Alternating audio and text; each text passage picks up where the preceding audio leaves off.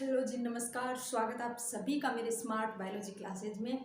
आज हम साइकोलॉजी का एक नया टॉपिक शुरू करेंगे जिसका नाम है व्यक्तित्व या पर्सनैलिटी। ठीक है, कि इस व्यक्तित्व को हम अपने जीवन में किस तरह से पहचानते हैं।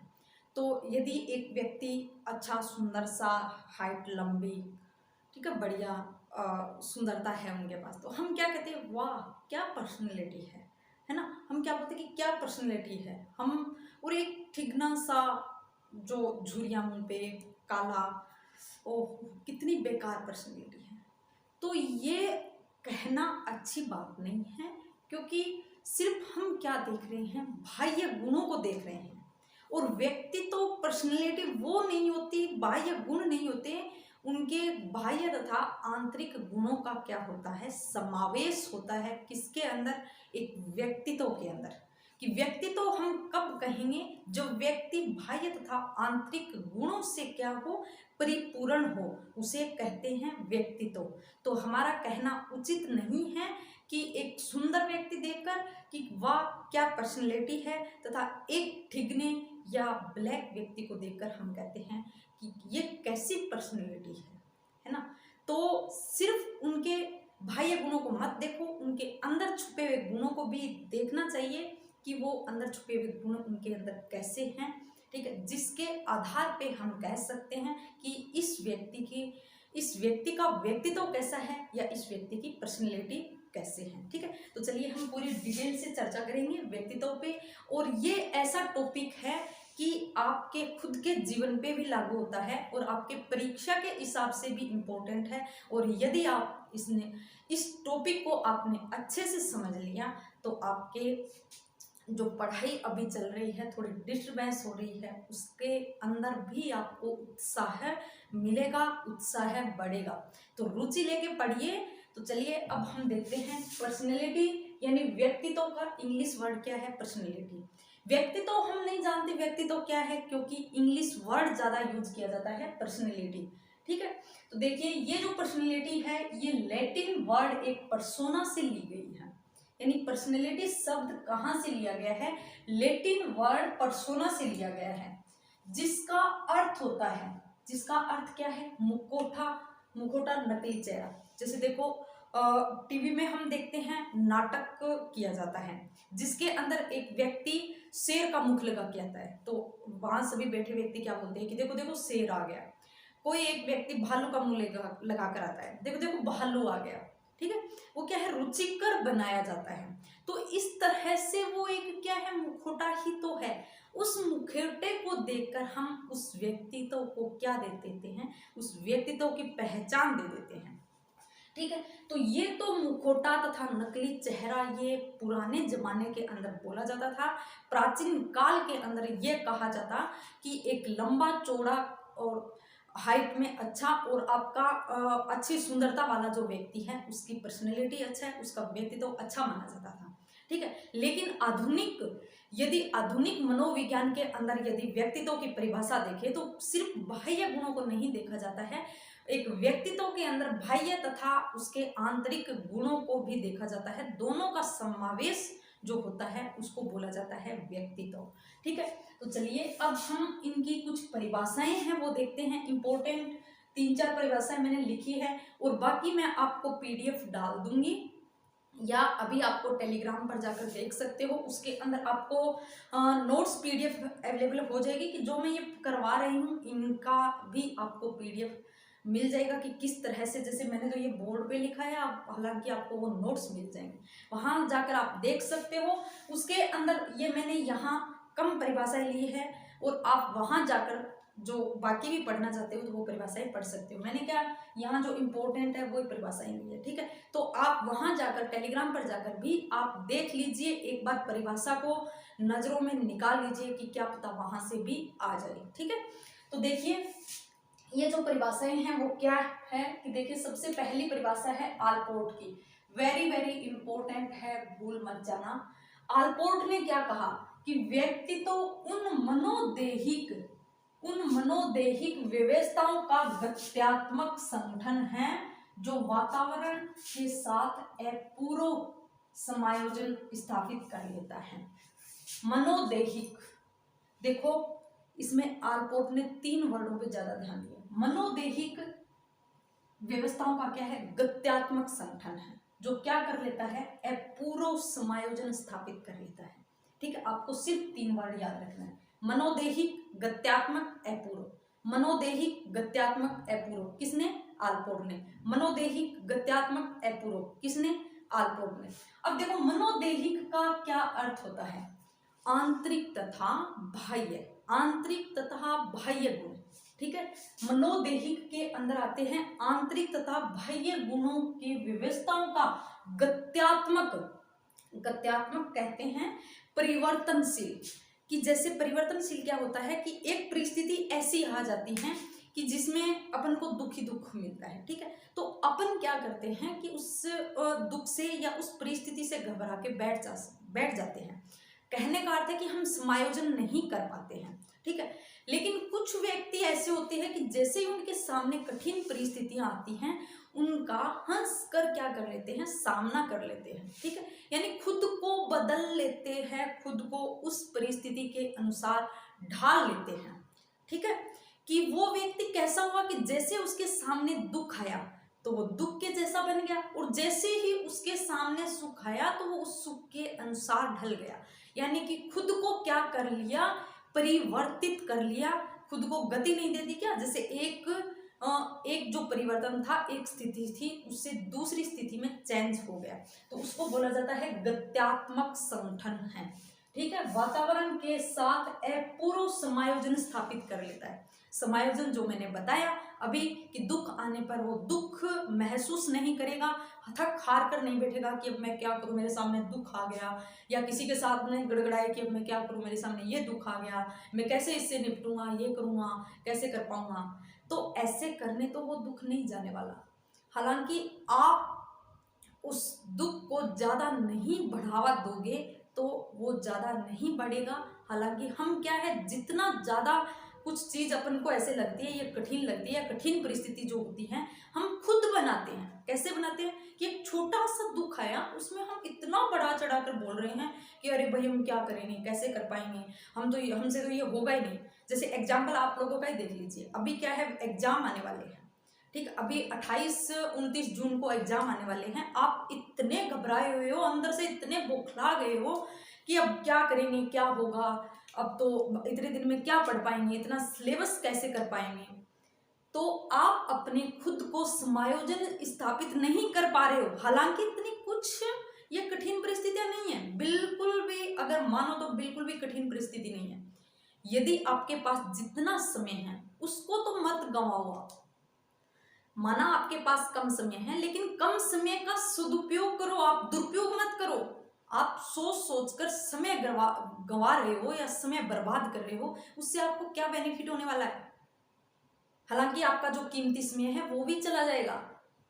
इसलिए कहने का अर्थ है कि आपके पास जितना समय है, उस कठिन परिस्थिति, माना ये बहुत मुश्किल है, कठिन परिस्थिति है, उसके अंदर आप मुस्कुराते हुए कि नहीं, अपने खुद पर आत्म चेतना को जागृत रखो, ऐसे कि नहीं मैं ये काम कर सकता हूं, करूंगा।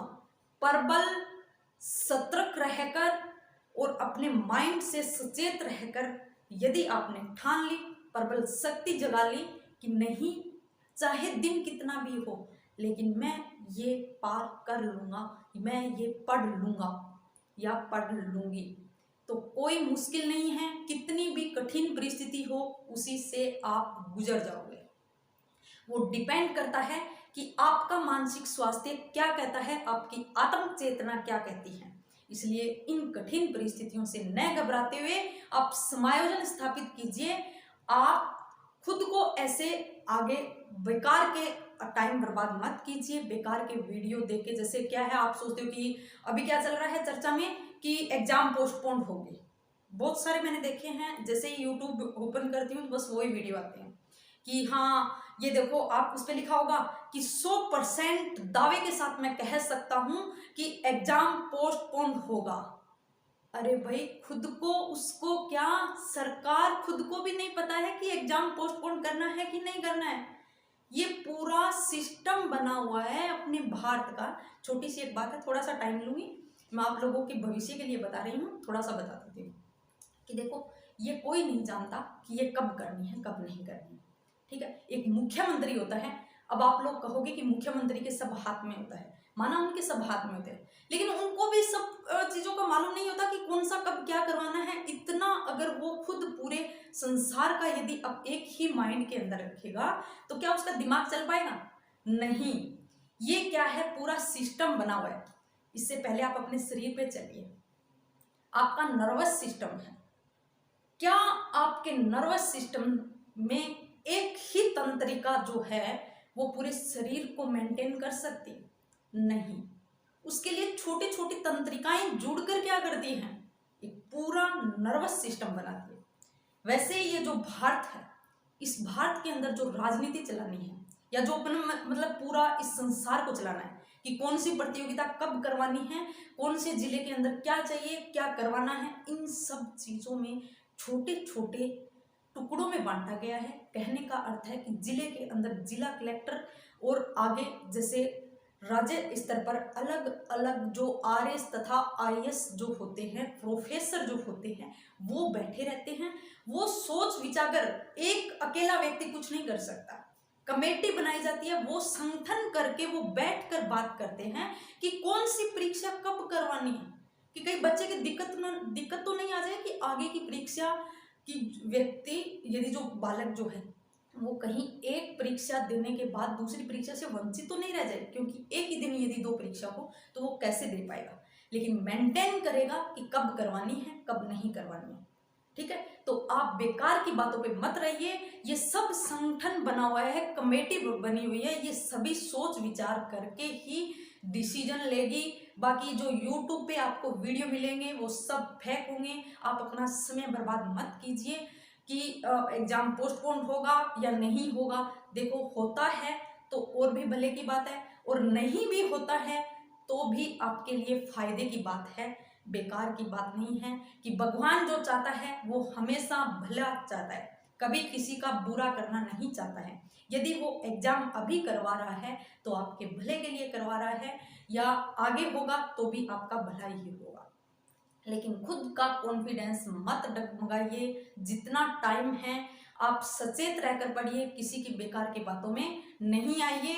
मैं तो कहती हूँ कि सिर्फ आप अपने पढ़ाई में ही ध्यान दो, बाकी अदरवाइज जो चीज़ है उसमें बिल्कुल भी ध्यान मत दो। आपको थ्योरी पढ़नी है या उसके क्वेश्चन आंसर करने हैं, आपको क्या पढ़ना है, क्या आपका सिलेबस रह गया है और क्या क्या सिलेबस कवर कर लिया है। सबसे मेन इम्पोर्टेंट, यदि आप एग्जाम कंपटीशन एग्जाम की तैयारी कर रहे हो तो उसके अंदर सबसे मुख्य मुद्दा होता है कि आपका सिलेबस, और वो सिलेबस अपने पास होना ही चाहिए, 100% होना चाहिए। और उस सिलेबस के अंदर आपको टिक मार्क करना है कि कौन कौन सा मैंने पढ़ लिया है तथा कौन कौन सा बाकी है। फिर उसके बाद जैसे जैसे नज़दीक आ रहे हैं तो जो आपको इम्पोर्टेंट लग रहा है वो पढ़ते जाइए। ठीक है, वैसे मैंने कहा है बायोलॉजी और साइकोलॉजी के करवाऊंगी। साइकोलॉजी के अंदर मैं कहूँ तो मैं आपको ये सब करवा रही हूँ, या इसके बाद आपको इसके अंदर क्या पढ़ना है, साइकोलॉजी के अंदर आपको मेरे वीडियो पढ़ना है। उसके बाद जो मैं पीडीएफ नोट्स मैं आपको बताऊंगी कि हाँ ये पीडीएफ जरूर पढ़नी है, नीचे लिख दूंगी, ये पीडीएफ आपको जरूर देखनी है। अभी 1-2 दिन में रेडी हो रही है, तैयार हो जाएगी, जैसे ही मैं कल या आज तक ही डाल दूंगी, तो वो आप जरूर पढ़िए। प्लस में ये पढ़िए, इसके अलावा आपके कहीं से नहीं आएगा। और बायोलॉजी की तो मैं 100% कह सकती हूँ कि जो मैं यहाँ बोर्ड पे करवा रही हूँ उसके अलावा चाहे आप कुछ भी मत पढ़ो, कि जो मैं वीडियो करवा रही हूँ बायोलॉजी के उसके अलावा आप मत कुछ भी मत पढ़ो, ध्यान देकर वो ही आप बार बार रिवाइज करो। ज्यादा मैटर इकट्ठा मत करो, कहीं से नोट्स मत खरीदो। बुक पढ़ रहे हो एनसीईआरटी बढ़िया है, पढ़ते रहो, साथ साथ में वीडियो देखते रहो। इनके भी यदि आपको नोट्स पीडीएफ है, कुछ तो मैंने मेरे पास जो अवेलेबल है वो मैंने आपको टेलीग्राम पर उपलब्ध करवा दी है। बाकी जैसे जैसे मैं साथ साथ में बना रही हूँ, इतना टाइम मेरे पास भी थोड़ा कम है तो मैं साथ साथ में बना रही हूँ, मैं आपको अवेलेबल करवा दूंगी। वैसे भी आप क्या है स्क्रीनशॉट ले लीजिए, रफली मैंने कहा है नोट्स बना लीजिए, रफली, बस रफली में कुछ नहीं लगेगा, साथ साथ में आप बना सकते हो। ठीक है, तो बायोलॉजी में आप इतना पढ़ लीजिए, साइकोलॉजी आपकी ऐसे कवर हो जाएगी। फिर आपकी रहती है जीके। जीके मैंने पहले भी कहा और अब भी कह रही हूँ, आप लक्ष्य की, यदि आपने पहले थ्योरी पढ़ रखी है तो वो ही थ्योरी आप वापस दोहराइए, नया कुछ मत पढ़िए, जो आपने पढ़ रखा है वो दोहराइए। और यदि आप कई बच्चे ऐसे भी जो अभी स्टार्ट कर रहे हैं तो वो आप सुन लीजिए ध्यानपूर्वक। वो उसको क्या करना है कि आपको जो 7,770 कुछ ऐसे करके क्वेश्चन वाली एक मैंने टेलीग्राम पे एक दिन डाला था जिसके कवर की फोटो, तो वो आप राजस्थान क्वेश्चंस की बुक ला सकते हो और वहां से आप देख सकते हो। ठीक है, फिर उसके बाद करंट अफेयर्स जो मैंने कहा 6 मंथ की आप राजस्थान क्रोनोलॉजी पढ़ लीजिए, 3-3 मंथ की आएगी। फिर आपकी रहती है फिजिक्स तथा केमिस्ट्री। फिजिक्स तथा केमिस्ट्री के अंदर आप टॉपर्स की मैंने सबसे बेस्ट बताई थी, आप वो पढ़ लीजिए। नहीं तो मैं आपको 1-2 दिन के अंदर, मैं उनके लिए बोल रही हूँ जो अभी स्टार्ट कर रहे हैं, जो अभी फिजिक्स तथा केमिस्ट्री स्टार्ट कर रहे हैं, मैं उनके लिए कह रही हूँ कि आपके लिए मैं 1-2 दिन में नोट्स अवेलेबल करवा दूंगी, शॉर्ट नोट्स अवेलेबल करवा दूंगी। ठीक है, बाकी जो पढ़ चुके हैं, जो टॉपर्स की बुक पढ़ रहे हैं, जिन्होंने कोर्स कंप्लीट कर लिया है फिजिक्स तथा केमिस्ट्री का, वो आप अपना ही नोट्स पढ़िए, बार बार दोहराइए, मेरे द्वारा दिए हुए नोट्स मत पढ़िए, क्योंकि वो शॉर्ट नोट्स हैं, वो उनके लिए फायदेमंद है जो अभी इसकी प्रिपरेशन करना ही स्टार्ट किया है या कुछ ही दिन 2-4 दिन ही हुए हैं, उनके लिए मैं 1-2 दिन में अवेलेबल करवा दूंगी। ठीक है, तो जो अभी तक जिन्होंने अच्छी से तैयारी यानी 70% कोर्स हो गया है वो आप पढ़ते रहिए बाकी का, और साथ साथ में पीछे का रिवाइज करते रहिए। ठीक है, तो चलिए अब हम नेक्स्ट परिभाषा देखते हैं।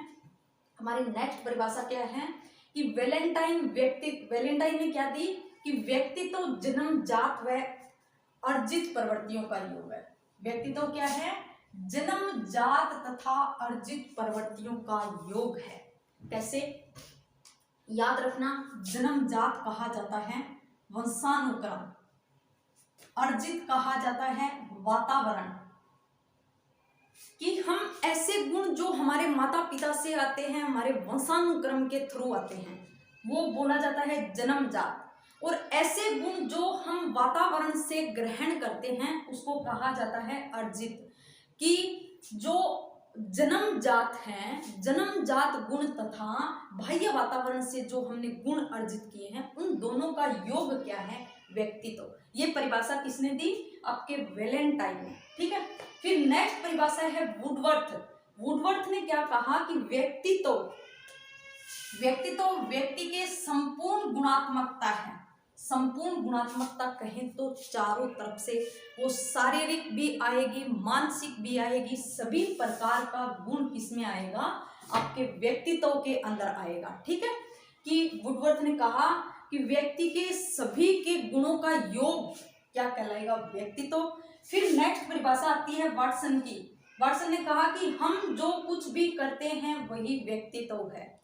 कहने का अर्थ है कि हम जो जैसा व्यवहार करते हैं हमारा वही वैसा व्यक्तित्व का गुण दर्शाता है।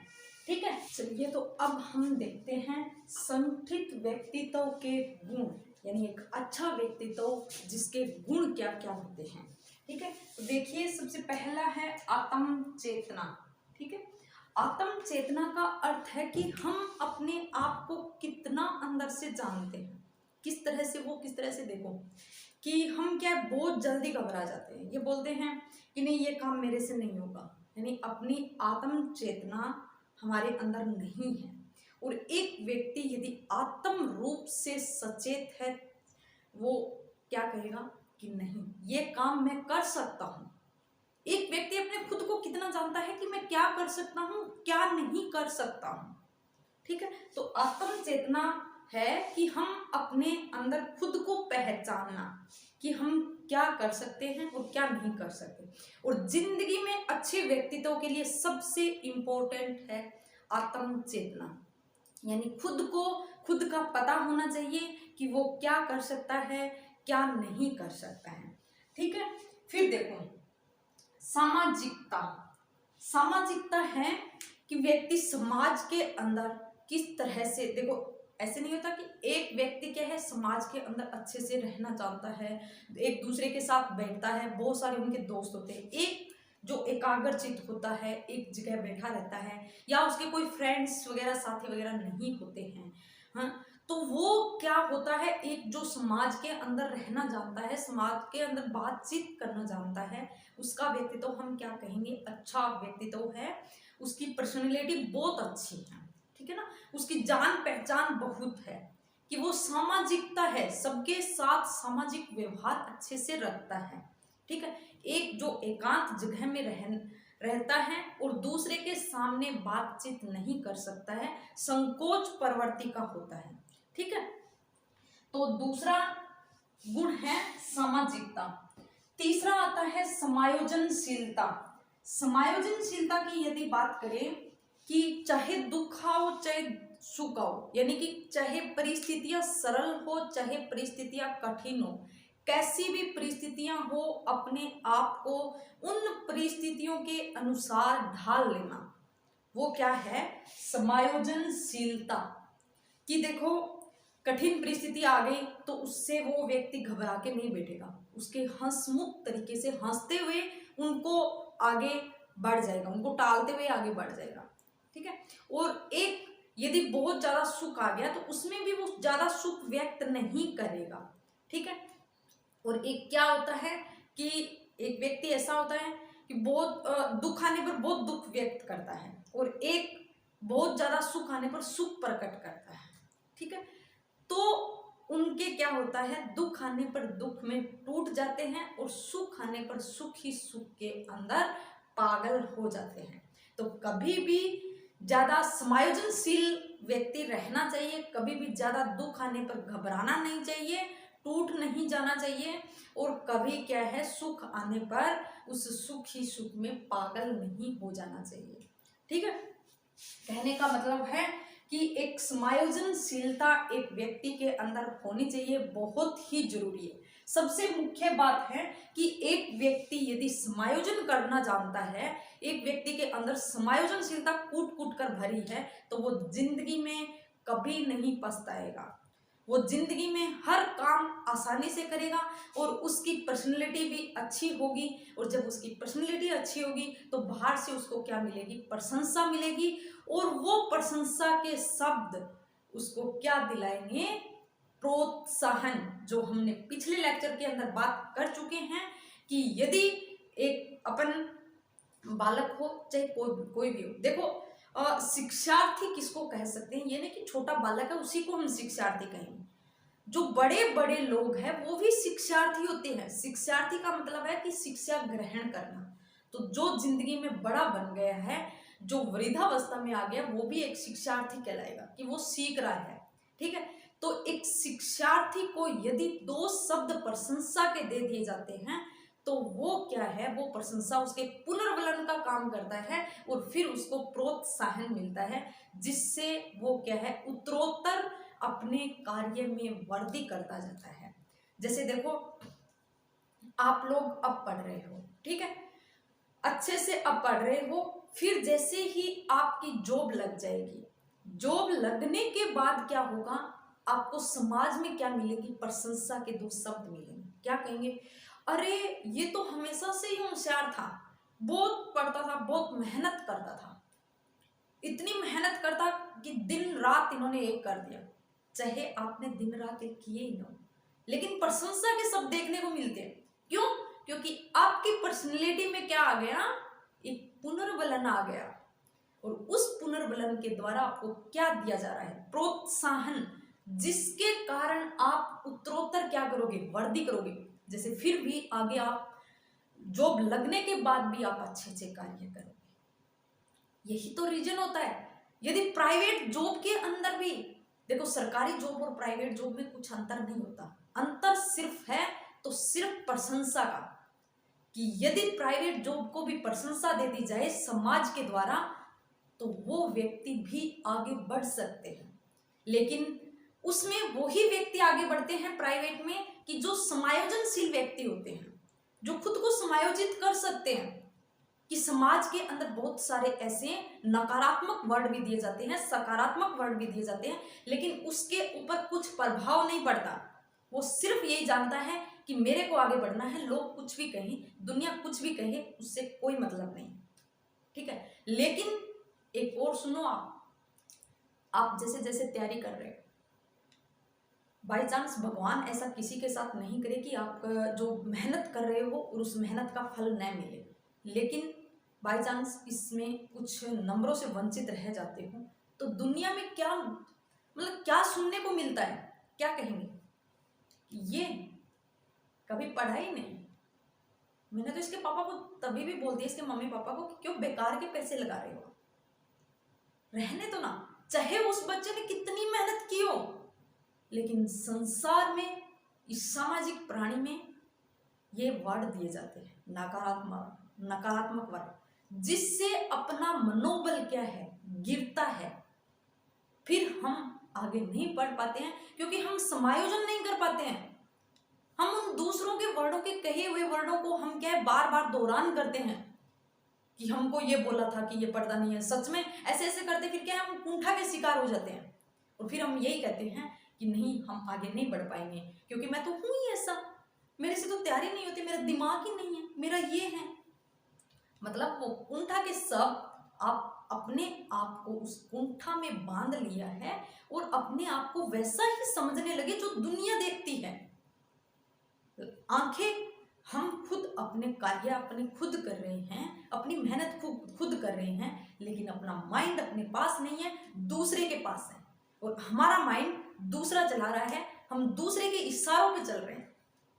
लेकिन मैं कहती हूं, कभी भी आप असफलताओं से मत घबराइए और दुनिया के कहे हुए वर्णों से आप कभी भी उनके अपने माइंड में कुंठा मत करने दीजिए। आप अपने बारे में सोचिए कि हाँ, आपका खुद का दिमाग क्या कहता है, आपकी आत्म चेतना क्या कहती है कि हाँ, आपने मेहनत की, आपने 100% मेहनत की, लेकिन क्या पता आपको इसमें पीछे क्यों रख रहे हैं, क्योंकि भगवान भी चाहते हैं कि आप निखर कर आगे आओ। मत घबराओ कि दुनिया में ये एक ही जॉब नहीं है, बहुत सारी जॉब है, आगे भी आएगी। लेकिन सबसे मेन बात है, पेशेंस होना जरूरी है, शांति बनाए रखना जरूरी है। जिसने अपने जिंदगी में एक समायोजनशीलता सीख ली और दूसरा पेशेंस करना सीख लिया और तीसरा अपनी आत्म चेतना यानी किसी दूसरे के वर्डों का ध्यान नहीं देना, वो समायोजनशीलता के अंदर ही आता है। तो समायोजनशीलता प्लस पेशेंस दोनों यदि आप सीख गए तो जिंदगी में कभी नहीं डगमगाओगे और ऐसे अच्छे कार्य करोगे, अपनी पर्सनैलिटी अच्छी बना लोगे। ठीक है, तो चलिए हमारा नेक्स्ट क्या आता है, प्रबल संकल्प शक्ति। आपके जीवन का सबसे अहम पॉइंट, प्रबल संकल्प शक्ति। देखो, जब आपकी वैकेंसी आई, आपके सामने 2.5-3-4 महीने थे, आपने क्या किया, संकल्प लिया क्या कि मैं इतना सिलेबस करूंगा, मैं वीडियो देखूंगा पूरा का पूरा, या मैं पूरी की पूरी नोट्स है वो पढ़ूंगा और पूरी क्वेश्चन आंसर सीरीज करूंगा। वो भूत चढ़ा रहा 2-3 दिन तक। फिर उसके बाद ऐसे मन में अचानक से क्या आ गया कि नहीं, 2 महीने में मैं क्या क्या कर पाऊंगा, कितना सारा सिलेबस है, ऊपर से सिलेबस में भी कुछ ऐड कर दो। फिर तो आपका वो जो आपने संकल्प लिया वो चेंज हो गया, किसमें कि नहीं, अब तो मैं सिर्फ थ्योरी ही पढ़ूंगा, नोट्स नहीं पढ़ूंगा, सिर्फ जो थ्योरी के जो वीडियो है बस वो लगा लूंगा और लास्ट में क्वेश्चन आंसर कर लूंगा। एक चीज गायब। ठीक है, फिर आपने थोड़े से दिन 4-5 दिन के बाद में कि नहीं, थ्योरी का एक पार्ट पढ़ने में ही मेरे को 2-3 दिन लग जाते हैं, तो थ्योरी कैसे कंप्लीट करूंगा, नहीं, मैं तो क्वेश्चन आंसर ही पढ़ लूंगा। फिर आपका एक पॉइंट स्किप, यानी आप हर बार अपना संकल्प बदल रहे हो।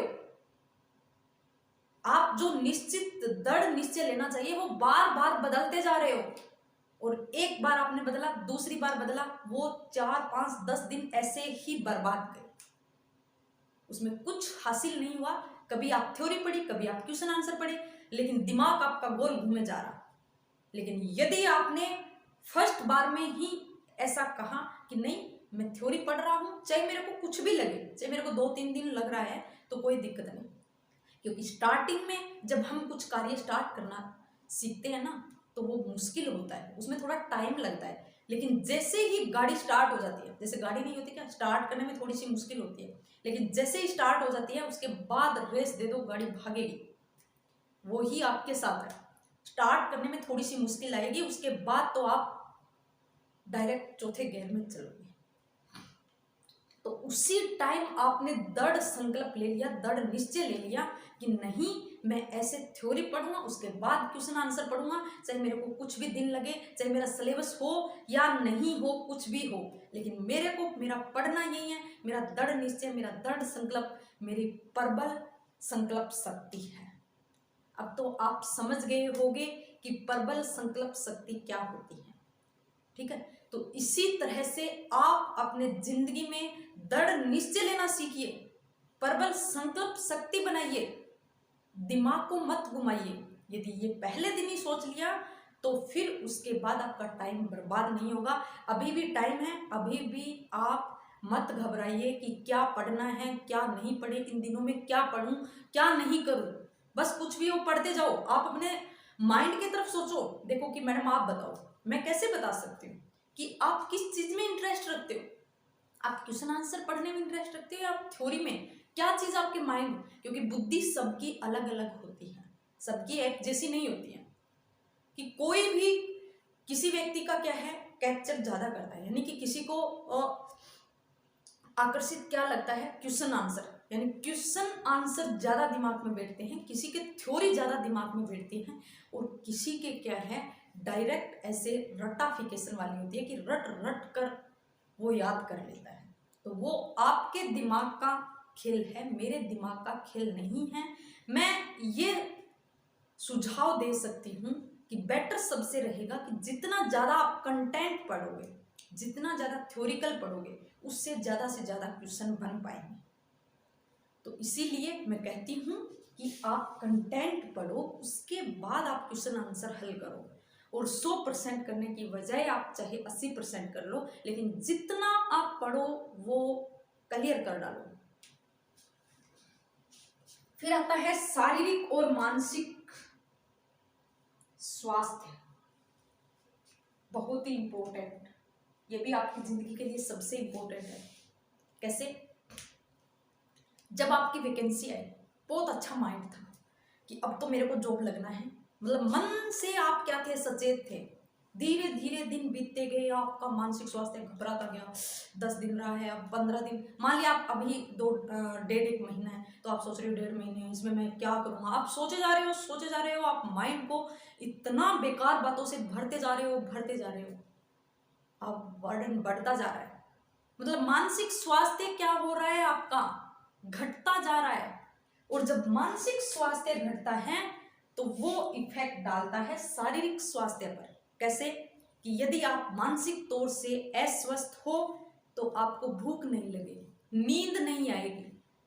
अब जब नींद और भूख नहीं आएगी तो शरीर कैसा हो जाएगा, आलस्य से भर जाएगा, आपका जो नर्वस सिस्टम है वो कमजोर पड़ जाएगा, जो आपका डाइजेशन सिस्टम है वो कमजोर पड़ जाएगा। अब जब डाइजेशन सिस्टम, नर्वस सिस्टम और रेस्पिरेटरी सिस्टम कमजोर हो जाएंगे तो क्या एक कोशिका को भोजन मिल पाएगा, एक कोशिका के पास ऊर्जा आ पाएगी, नहीं आएगी पर्याप्त मात्रा में। और जब पर्याप्त मात्रा में ऊर्जा नहीं आएगी तो शारीरिक स्वास्थ्य क्या हो जाएगा, कमजोर हो जाएगा। और जब आपका शारीरिक स्वास्थ्य तथा मानसिक स्वास्थ्य कमजोर हो जाएगा तो आप पढ़ भी नहीं पाओगे। इसलिए इम्पोर्टेंट है कि सबसे पहले आप शारीरिक तथा मानसिक स्वास्थ्य को मजबूत बनाओ। और वो कब बना पाओगे, जब आप मानसिक तौर से स्वस्थ होगे तो शारीरिक स्वास्थ्य भी अच्छा रहेगा। अब इसमें यदि हम व्यक्तित्व के अंदर देखें कि एक व्यक्ति क्या है, मतलब शारीरिक यानी पूरा लंबा चौड़ा अच्छा सुंदरता है उसके पास, ठीक है ना, तो उसको क्या बोलता है, संसार में प्रशंसा दी जाती है कि वाह क्या खूबसूरत लड़की है या लड़का है। इतने शब्द बोलते ही लड़की तो फूल कर बस कि वाह मैं क्या सुंदर हूँ, कितनी अच्छी लग रही हूँ। अपनी सहेली है ना, उसको भी पूछेगी कि बताना बताना आज मैं कैसी लग रही हूँ, अच्छी लग रही हूँ ना, वो बोलेगी हाँ बहुत अच्छी लग रही है, बहुत क्यूट लग रही है। तो उसके अंदर क्या आ जाएगी, उसके अंदर पुनर्बलन मिल जाएगा, प्रोत्साहन बढ़ जाएगा और वो मानसिक तौर से क्या हो जाएगी, स्वस्थ, और फिर अपना शारीरिक स्वास्थ्य तो उसके पास है ही, ठीक है। लेकिन कभी भी इस तरह से अपने आप को और कॉन्फिडेंस में मत लीजिए कि हाँ मैं इतना सुंदर हूं, क्योंकि दुनिया जो देखती है, दुनिया के सामने रियलिटी में जो आता है वो आंतरिक तथा बाह्य गुणों का समावेश होता है, पर्सनैलिटी। यानी बाह्य गुणों के साथ साथ आंतरिक गुण भी रखो। और एक जो शारीरिक रूप से अस्वस्थ है, माना कोई विकलांग है, कुछ है, लेकिन वो पहले से ही कोसता है अपने खुद को कि भगवान ने मेरे को ऐसा क्यों बनाया, मैंने ऐसा कौन सा पाप किया जिसके कारण मेरे को जो हाथ नहीं दिए या पैर नहीं दिए, ठीक है। और फिर ऊपर से इस दुनिया में ऐसे बहुत सारे लोग हैं जो ऐसे शब्द बोल देते हैं कि तू क्या कर लेगा, तेरे पास तो टांग भी नहीं है, तो तू कैसे चल पाएगा। अरे भाई, क्या जिसके पास टांग नहीं है वो चल नहीं सकता क्या, दूसरा कार्य नहीं कर सकता क्या। याद हो तो देखना, एक वर्ल्ड का एथलीट के अंदर बना था जिसके एक पैर नहीं था लेकिन दौड़ में फर्स्ट आया था। अब सोच के देखो, दिमाग लगाओ कि जिसके पास टांग नहीं है वो दौड़ सकता है, तो आपके पास तो सब कुछ होते हुए भी आप क्यों नहीं कर सकते। और वो व्यक्ति जिसके पास टांग नहीं थी लेकिन दुनिया के सामने सबसे अच्छे व्यक्तित्व के अंदर गिनीज बुक के अंदर रिकॉर्ड हो गया। इसलिए मायने ये नहीं रखता सिर्फ बाह्य रूपरेखा मायने नहीं रखती, उसके साथ साथ आंतरिक रूपरेखा भी क्या मायने रखती है। तो अब आपको समझ में आ गया होगा कि शारीरिक तथा मानसिक स्वास्थ्य किस तरह से एक संगठित व्यक्तित्व के गुण को दर्शाता है। अब देखो, नेक्स्ट आता है मनोदेहिक तंत्र। मनोदेहिक तंत्र का अर्थ है आंतरिक तथा बाह्य गुण, जो मैं अभी बता चुकी हूं कि आंतरिक बाह्य गुणों के साथ साथ आंतरिक गुण भी होने जरूरी है। बाह्य रूप से यदि आप सुंदर हो, अच्छे हो, तो अपने अंदर साथ साथ आंतरिक गुण भी अच्छे रखो ना। अब जैसे मैंने क्या कहा कि एक लड़की बहुत सुंदर है और उन्होंने क्या कहा कि मैं कैसी लग रही हूँ, बहुत अच्छी लग रही हूँ, ठीक है, लेकिन उसके अंदर अंदर से ऐसे गुण भरे हुए हैं, कैसे, घर पे वो अपने मम्मी पापा को बिल्कुल नहीं समझती है,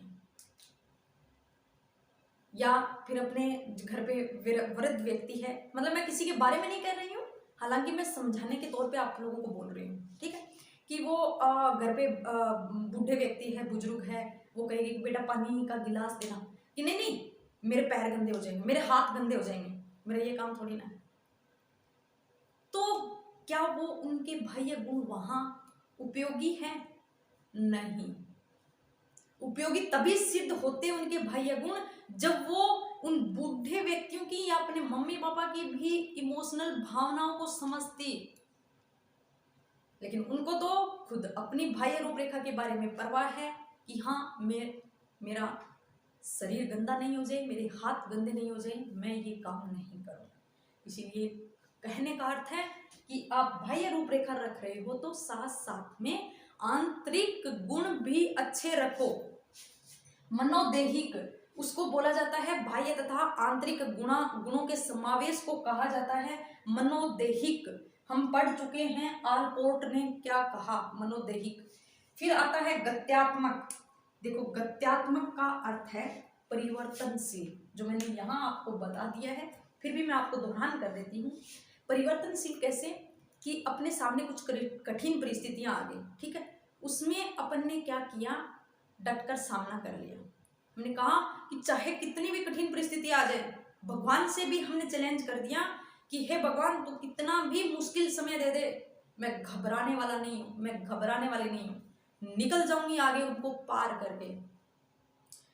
फिर क्या हुआ, उसके बाद जैसे ही सरल परिस्थिति या सुख की प्राप्ति हुई, तो उस सुख में भी हमने ये नहीं सोचा कि वाह क्या बढ़िया सुख आया, तो ऐसो आराम करो, नौकर चाकर रखो, पानी लेके आ, तू मेरे लिए ये लेके आ, मेरा सर दबा, मेरा हाथ पैर दबा, मतलब खुद कुछ नहीं, अपने आप को क्या समझने लग गए, भगवान समझने लगे। यानी उस परिस्थिति में जैसे आ रहे हैं उनके अनुसार हो रहा है, लेकिन वो समायोजन नहीं होता है। समायोजन कब होता है कि सुख आने पर भी ज्यादा सुख का भोग न करे और दुख आने पर भी ज्यादा दुख का भोग ना करे, यानी कि दुख भी प्रकट न करे। जैसे अपने समाज में क्या होता है कि थोड़ा सा कुछ मम्मी पापा ने क्या कह दिया, अब इस एज में तो मैं क्या बताऊं, 18-19 साल की जो एज होती है उसमें वैसे ही तूफानी अवस्था बोली जाती है, आक्रमणकारी अवस्था होती है, आकर्षणशील अवस्था होती है। ठीक है, उसमें क्या है, आप बाहर कहीं घूम रहे हो लड़कियों के साथ या लड़के लड़कों के साथ घूम रहे हो, मम्मी पापा ने देख लिया, अब आपको उस मम्मी पापा ने 2 वर्ड क्या बोल दिया, आपके तो पहाड़ जैसे बन गए कि ये हमको बोला तो बोला कैसे, हमने ऐसा क्या कर दिया, क्या हो गया, बाहर ही तो घूम रहे थे। और कहीं कहीं तो ये भी होता है कि उस अपने माँ बाप के कहे हुए वर्णों को इतना घर कर लेते हैं कि आत्महत्या तक भी करनी पड़ जाती है। लेकिन ये बात कब समझ में आती है, जब आप इस किशोरावस्था एज को पार कर जाते हो, फिर समझ में आती है कि हमारे माँ बाप ने जो कहा वो सही था। तो आपने उस टाइम क्या नहीं किया, समायोजन नहीं किया, गत्यात्मक अपने व्यवहार के अंदर गत्यात्मक गुण नहीं लाए, आप परिवर्तन नहीं किया। माना आपका उस टाइम का समय ऐसा था कि आपके जो मनोवृत्ति है उस पर कंट्रोल नहीं था, कुछ भी था, लेकिन आप जो आपको अपने मम्मी पापा कुछ कह रहे हैं उनको इतना भी बढ़ावा मत दो, आप उसको कुछ भी करके टाल दो, ज्यादा जो कठिन परिस्थितियां आ रही हैं उनको टालते जाओ, तो वो होता है गत्यात्मक। यानी जैसी परिस्थिति आती है उसके अनुसार अपने आप को परिवर्तन कर लेना, अपने आप को उस अनुसार ढाल लेना। फिर होता है संवेगीय स्थिर। देखो संवेगीय स्थिर में क्या होता है, ये सेम प्रोसेस यही दर्शाता है। कैसे कि संवेग क्या होता है, संवेग जैसे क्रोध आना, बहुत खुशी होने पर हंसना, चिड़चिड़ाना, गुस्सा आना, गुस्से से लाल हो जाना, ये सब चीज है संवेग। हम मूल प्रवृत्ति पढ़ेंगे आगे, 14 मूल प्रवृत्तियां होती हैं, उससे कौन कौन से संवेग उत्पन्न होते हैं वो भी हम आगे देखेंगे। संवेग ये स्थिर, यानी जो आपके गुस्सा आ रहा है, आपको बहुत सुख हो रहा है, उसमें स्थिरता आना, स्थिरता यानी समान बने रहना। कैसे कि जैसे वही बात कि आपने आज आपके पापा ने या मम्मी ने डांट दिया और आपका इतना गुस्सा भयंकर है कि नहीं आज मैं खाना नहीं खाऊंगा, कुछ भी हो जाए, गुस्से से लाल पीली, छोटा भाई या बहन है उसको पीट पीट कर लाल कर दिया, मतलब आपका इतना गुस्सा आ रहा है, आप संवेगीय स्थिर नहीं हो, संवेगीय स्थिर हो। गुस्से के मारे उस बेचारे छोटे भाई बहनों का क्या बिगाड़ा, तो वहां आपका ये गुण नहीं दर्शाता है अच्छे व्यक्तित्व का, वहां आप बुरे व्यक्ति हो। वहां क्या, फिर तो आपकी जिंदगी में जैसे जैसे आप बुरे ही गुण बनते जाएंगे।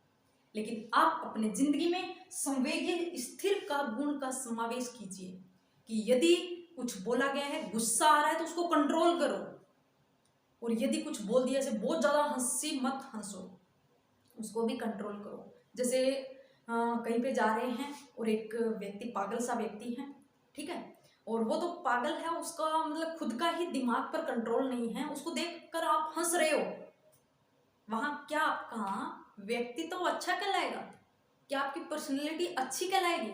नहीं, क्योंकि वो तो खुद के पास दिमाग नहीं है, और आप दिमाग होते हुए भी उस पर हंस रहे हो, तो पागल वो नहीं है, पागल आप हो।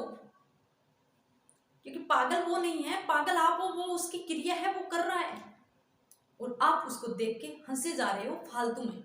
तो कहने का अर्थ है कि संवेगों पर स्थिरता रखो, ना संवेग को ज्यादा होने दो, ना संवेग को बिल्कुल कम।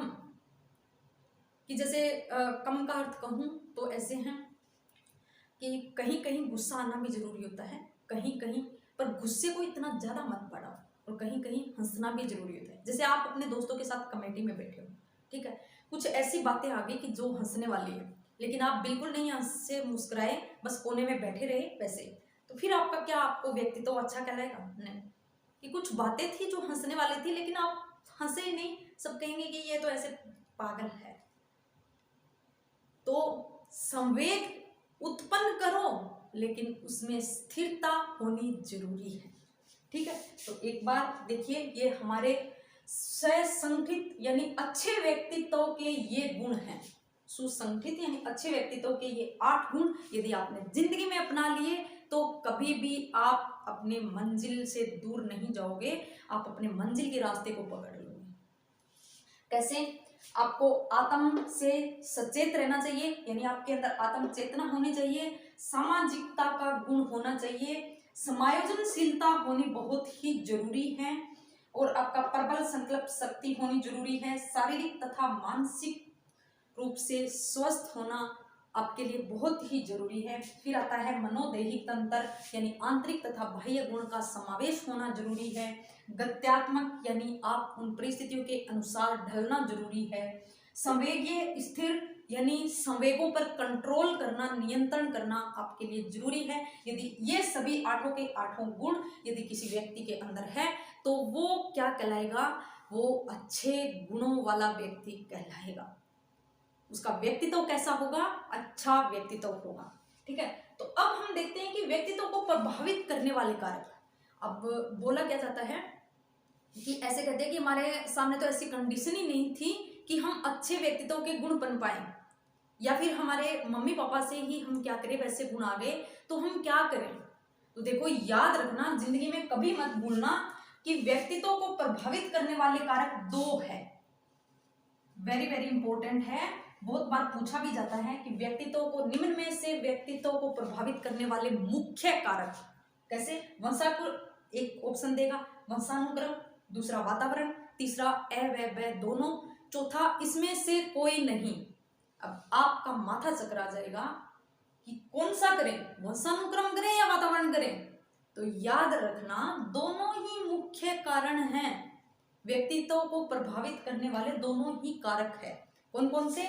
वंशानुक्रम भी है और आपका वातावरण भी है। जो मैंने यहां बताया कि वंशानुक्रम होता है जन्मजात, ठीक है, और अर्जित क्या होता है? वातावरण से जो गुण अर्जित ग्रहण करते हैं वो आपका होता है अर्जित। जो अर्जित तथा जन्मजात की परिभाषा किसने दी? वैलेंटाइन के द्वारा दी गई। ठीक है, अब देखिए, अब हम देखते हैं कि इसके अंदर क्या क्या रखा गया है, कौन से ऐसे कारण रखे गए हैं जिसके कारण एक व्यक्तित्व का एक व्यक्ति का व्यक्तित्व प्रभावित होता है।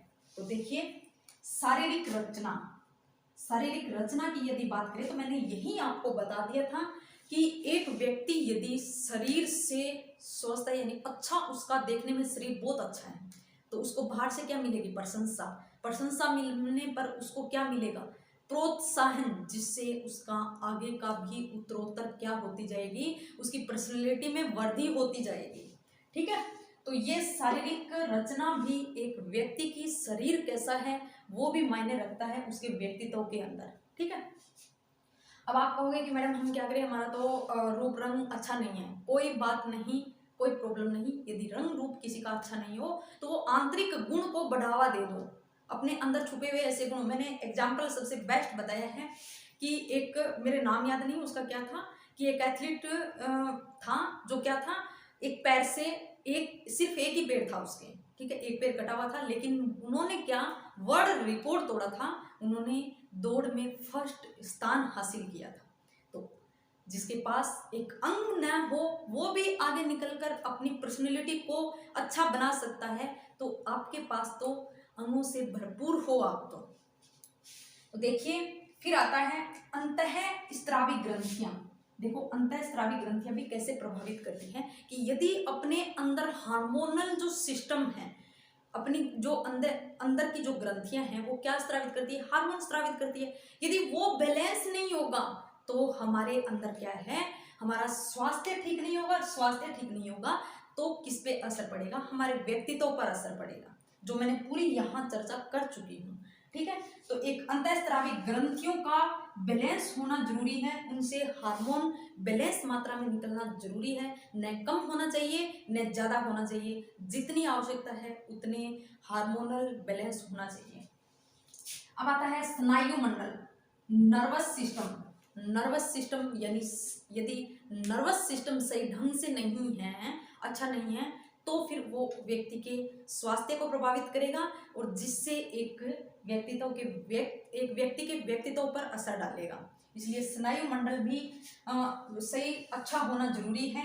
अब बुद्धि, देखो बुद्धि क्या होती है, बुद्धि होती है जन्मजात, याद रखना भूल मत जाना, बुद्धि कैसी होती है, जन्मजात होती है। आईक्यू क्या होती है, जन्मजात होती है, यानी कि वो क्या करता है, बुद्धि को हम अर्जित नहीं कर सकते। बुद्धि यदि किसी उनकी पीछे से यदि माता पिता से जो आई है या जन्म से जो लेकर आया है वो वैसी ही रहेगी। जैसे एक किसी इंटेलिजेंट माता पिता की संतान है तो उनकी बुद्धि क्या होगी, अच्छी होगी, इंटेलिजेंट होगी, लेकिन अंतर क्या होता है कि वो आगे निकलकर अपने स्वास्थ्य या मतलब अपने व्यक्तित्व को बढ़ावा क्यों नहीं दे सकता, वो उसके बाह्य गुणों का असर होता है कि उसकी बाहर परिस्थिति कैसी मिल रही है। लेकिन आईक्यू कभी नहीं बदलती, आईक्यू जैसी होती है वैसी ही होती है। हाँ, उसमें हम उत्तरोत्तर वृद्धि कर सकते हैं क्योंकि हम बार बार लगातार प्रयास करेंगे तो कोई भी चीज मुश्किल नहीं होती कि इस दुनिया में हम सीख नहीं सकते। ठीक है, तो ये है बुद्धि। बुद्धि याद रखना कैसी होती है, जन्मजात होती है, हम अपने मम्मी पापा से वंशानुक्रम के थ्रू हम लेके आते हैं। ठीक है, फिर आता है हमारा वातावरण।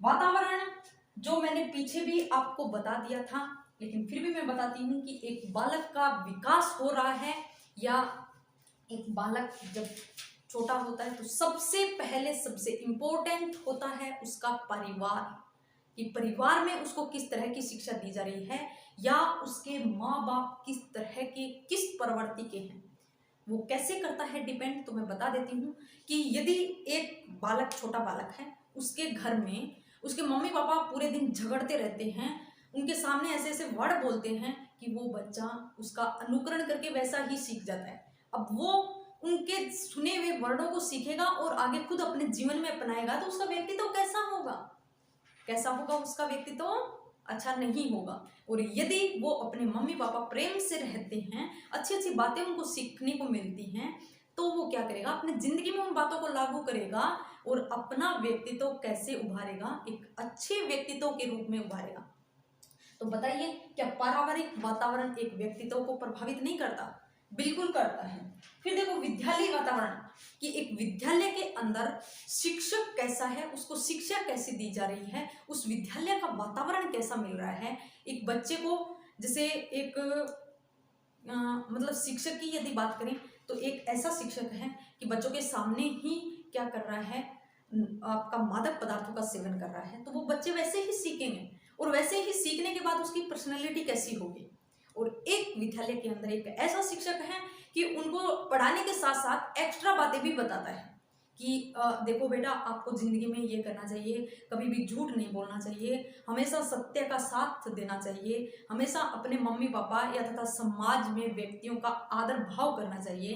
तो एक व्यक्ति, एक शिक्षक ऐसी शिक्षा दे रहा है बच्चों को, विद्यालय का वातावरण कैसा बना रखा है, अच्छा वातावरण बना रखा है, तो वो बालक भी अपने व्यक्तित्व के अंदर उन गुणों का क्या करेगा, समावेश करेगा, जिससे उसका व्यक्तित्व बाहर कैसा उभर के आएगा, अच्छा उभर के आएगा। ठीक है, तो विद्यालय वातावरण भी प्रभावित करता है। फिर आता है सामाजिक वातावरण, कि उसका दोस्त कैसा है, उसके समाज के आस पड़ोस के जो जहां खेलता है वो कैसा वातावरण है, कि एक उदंडी बालक होते हैं, ठीक है, उनके साथ खेलता है, वो वैसा ही व्यवहार सीखेगा और वो उनके गुणों का अपने व्यवहार के अंदर समावेश कर लेगा, जिससे उसका व्यक्तित्व गिर जाएगा। लेकिन एक बालक का एक अच्छे सहन, एक अच्छा जो व्यक्तित्व के गुणों से भरपूर है, उसके साथ उसकी संगति है, तो उसका व्यक्तित्व कैसा होगा, उसके व्यक्तित्व में कैसा विकास होगा, अच्छा विकास होगा और उसका व्यक्तित्व एक अच्छे व्यक्तित्व के रूप में उभर के सामने आएगा।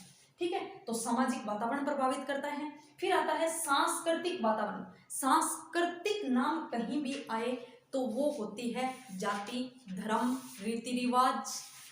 ये सब यदि जैसे देखो अलग अलग धर्म के अंदर अलग अलग उसकी प्रक्रियाएं होती हैं कि कोई भी व्यक्ति किसी कौन से धर्म को मानता है उसके अनुसार वो चलता है कि किसी भी धर्म में क्या कहा गया है। यानी कोई जैसे अलग अलग क्या कहें कि कहीं तो ऐसे बोलते कि मैं किसी के मतलब कुछ गलत काम करने के बाद ये नहीं करूँगा क्योंकि मेरे ये धर्म में नहीं लिखा हुआ है, ठीक है, मैं पाप नहीं करूँगा ये मेरे धर्म में नहीं लिखा हुआ है। वो किस ये रीजन किसका उसके मतलब व्यक्तित्व में बढ़ावा कौन दे रहा है, उसका धर्म। धर्म क्या है, सांस्कृतिक रीति रिवाज की यदि बात करें तो क्या होता है, क्षेत्रीय विशेषता होती है, अलग अलग क्षेत्रों में अलग अलग रीति रिवाज होती है। उन रीति रिवाजों के थ्रू एक व्यक्तित्व के अंदर अलग व्यक्तित्व गुण दर्शाता है, ठीक है। फिर आता है भौगोलिक वातावरण। भौगोलिक वातावरण की यदि बात करें तो कैसे एक व्यक्तित्व को प्रभावित करता है भौगोलिक वातावरण। तो देखो जैसे मैंने एक दिन आपको बताया था पृथ्वी की जैसे बना के कि उसके अंदर जो मध्य की जो भूमध्य रेखा होती है उसमें भीषण गर्मी होती है। अब उस भीषण गर्मी के आसपास जो व्यक्ति रहते हैं उसका व्यवहार कैसा होगा, चिड़चिड़ा होगा, गुस्सेल होगा। क्यों? क्योंकि वो उनकी भौगोलिक स्थिति, वो उनकी विशेषता कौन भूगोल इन भौगोलिक स्थिति से हो रही है। और एक ठंडे प्रदेशों में चले जाओ वहां शांत स्वभाव के व्यक्ति मिलेंगे। क्यों? क्योंकि वहां उसकी भौगोलिक स्थिति उनको परिवर्तन कर रही है, उनके व्यवहार में चेंजेस ला रही है, ठीक है। तो ये थे एक व्यक्तित्व को प्रभावित करने वाले कारक तथा एक संगठित व्यक्तित्व के गुण। और ये यदि आपने जिंदगी के अंदर अपना लिए तो 100% आप कहीं नहीं डगमगाओगे। ये इनकी परिभाषा याद करना। अब हम आगे देखते हैं इस व्यक्तित्व के प्रकार कि इसका किस तरह से पीछे से जैसे अपन इनके इतिहास में देखेंगे कि किन किन ने किस तरह का प्रकार के व्यक्ति बताए।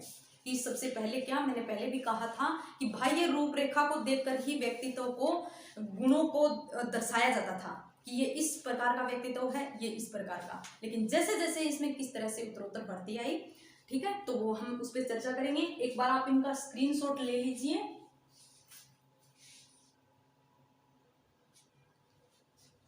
चलिए तो अब हम देखते हैं व्यक्तित्व का वर्गीकरण, यानी मनोवैज्ञानिकों ने किस तरह से व्यक्तित्व को बांटा कि कौन सा व्यक्तित्व किस प्रकार का व्यक्तित्व है।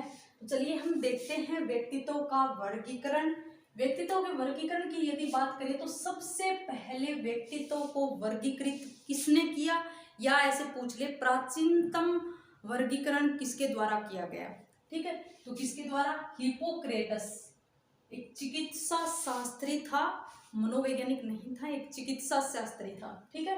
हिप्पोक्रेटस ने कब 1400 ईसा पूर्व, कब 1400 ईसा पूर्व, उसकी एक बुक का नाम है nature of mean. Nature of mean के अंतर्गत क्या है, व्यक्तित्व को वर्गीकृत किया गया।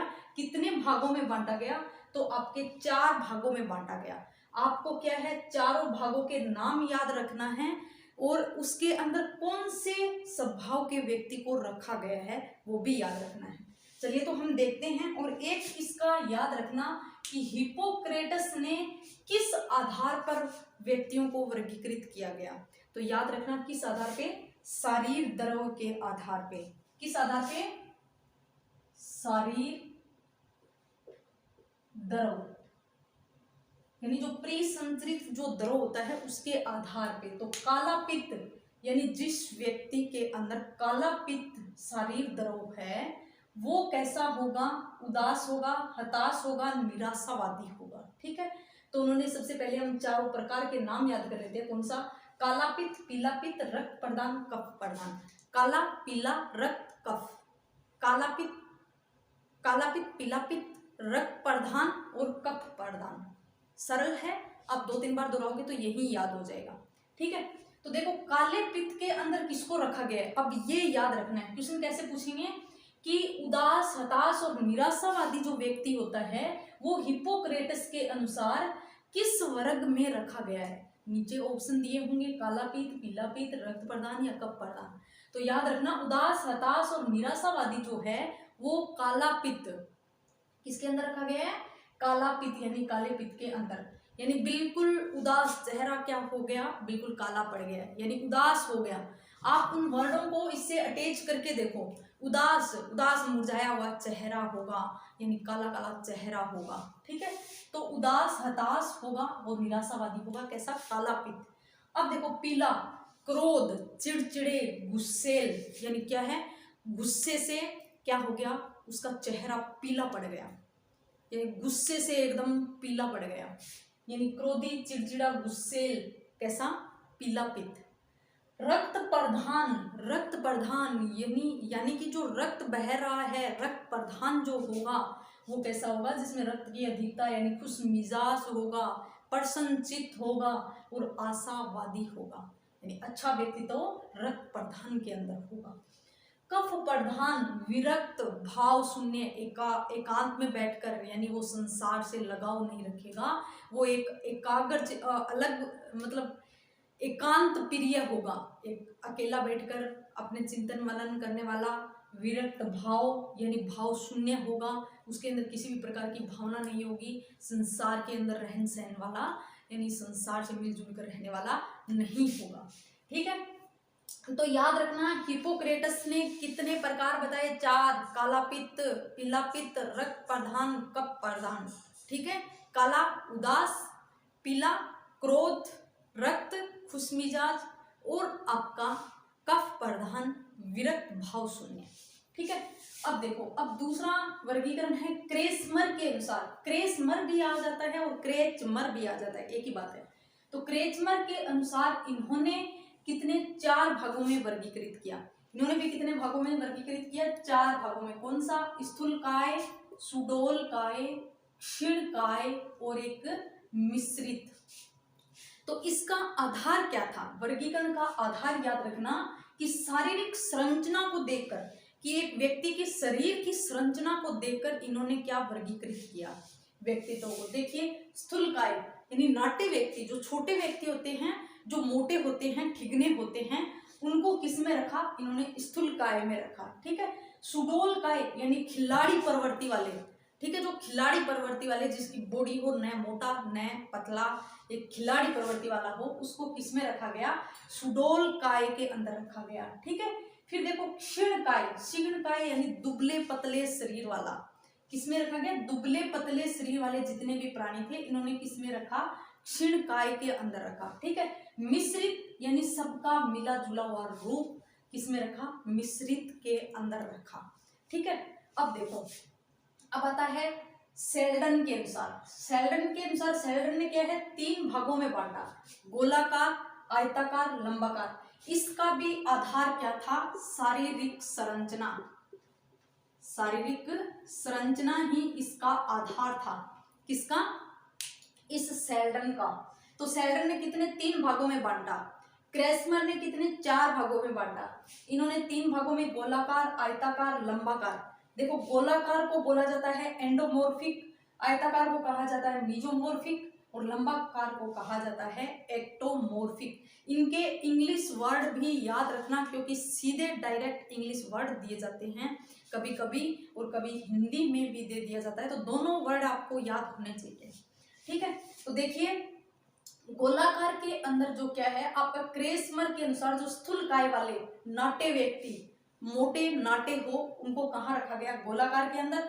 आयताकार यानी खिलाड़ी प्रवृत्ति वाले, सुडोल शरीर वाले, उनको कहाँ रखा गया? आयताकार के अंदर। और लंबाकार के अंदर आपके क्षीणकाय, दुर्बल पतले शरीर वाले को कहाँ रखा गया? आपके लंबाकार के अंदर रखा गया। ठीक है, अब देखो, अब चौथा आता है स्प्रेंगर के अनुसार। चौथे वर्गीकरण किसने किया था? स्प्रेंगर के अनुसार। स्प्रेंगर ने समाज शास्त्रीय आधार पर बांटा गया। किसमें? समाज शास्त्रीय आधार पर 6 वर्गों के अंदर बांटा गया। किसने? स्प्रेंगर के अनुसार। ठीक है, तो कौन कौन सा है? सबसे पहला है सैद्धांतिक प्रवृत्ति वाले। कौन से? सैद्धांतिक प्रवृत्ति वाले। देखो, कुछ व्यक्ति नहीं होता क्या कि जैसे ये बोलते हैं कि ये काम करो ना, तो वो बोलेगा कि नहीं, मेरे ये सिद्धांत में नियम नहीं लिखा है, ये मेरे नियमों के विरुद्ध है, ये कार्य मैं नहीं करूँगा। यानी कुछ सिद्धांत रखने वाले, अपने नियम अलग बनाए रखने वाले व्यक्ति होते हैं, तो वो किसके अंदर रखे जाते हैं, सैद्धांतिक प्रवृत्ति वाले। ठीक है, फिर आता है सामाजिक प्रवृत्ति वाले। सामाजिक वो ही है कि जैसे समाज के अंदर उठ बैठ है, समाज के अंदर मिलजुल कर अपने विचारों को व्यक्त करता है या अपनी बातों का आदान प्रदान यानी अच्छे से कर सकता है। समाज के कुल मिलाकर क्या है कि वो समाज के अंदर ज्यादा रहता है, सामाजिक प्रवृत्ति वाला है। ठीक है, फिर आता है आपका राजनीतिक प्रवृत्ति वाले, यानी वो ज्यादा राजनेता में यानी क्या है, पॉलिटिकल में विश्वास रखता है, यानी वो हर नेता अपना खुद नेता बनना चाहता है या नेताओं से ज्यादा प्रेम रखता है। ऐसे व्यक्ति क्या है, राजनीतिक प्रवृत्ति वाले कहते हैं। सौंदर्यात्मक प्रवृत्ति वाले, सौंदर्यात्मक यानी जो सुंदर व्यक्ति होते हैं या उसमें ज्यादा सुंदरता में क्या है, उसको अट्रैक्शन करती है, सुंदरता पे ज्यादा विश्वास रखता है, ऐसे व्यक्तियों को क्या कहा जाता है, सौंदर्यात्मक प्रवृत्ति वाले व्यक्ति। ठीक है, फिर पांचवा आता है आर्थिक प्रवृत्ति वाले। देखो कुछ लोग होते हैं कि बस कुछ नहीं, चाहे कुछ भी हो, बस उनको पैसे चाहिए, मतलब पैसों से प्रेम रखने वाले व्यक्ति आर्थिक प्रवृत्ति वाले, उसके लिए ना भाई ना बाप कुछ नहीं होता, सिर्फ क्या होते हैं, बस पैसा चाहिए। तो ऐसे व्यक्तियों को आर्थिक प्रवृत्ति वाले वर्गीकरण के अंदर स्प्रेंगर ने वर्गीकृत किया है। फिर आता है धार्मिक प्रवृत्ति वाले व्यक्ति। देखो कुछ व्यक्ति धार्मिक से इतने लगाव रखते हैं, इतने जुड़े हुए होते हैं कि उसके पास चाहे टाइम कुछ हो या नहीं हो, लेकिन धर्म के प्रति वो इतना विश्वास रखते हैं, वो अपना टाइम कुछ भी हो, सुबह उठते ही उसका नियम होता है कि इस धर्म की मैं पूजा करूंगा, ये मेरे भगवान है, उससे पहले मेरे को कुछ भी हो मैं उस मतलब पूजा पाठ किए बिना कुछ नहीं कर सकता, खाना भी नहीं खाऊंगा, कुछ भी हो। तो वो कहलाते हैं धार्मिक प्रवृत्ति वाले व्यक्ति।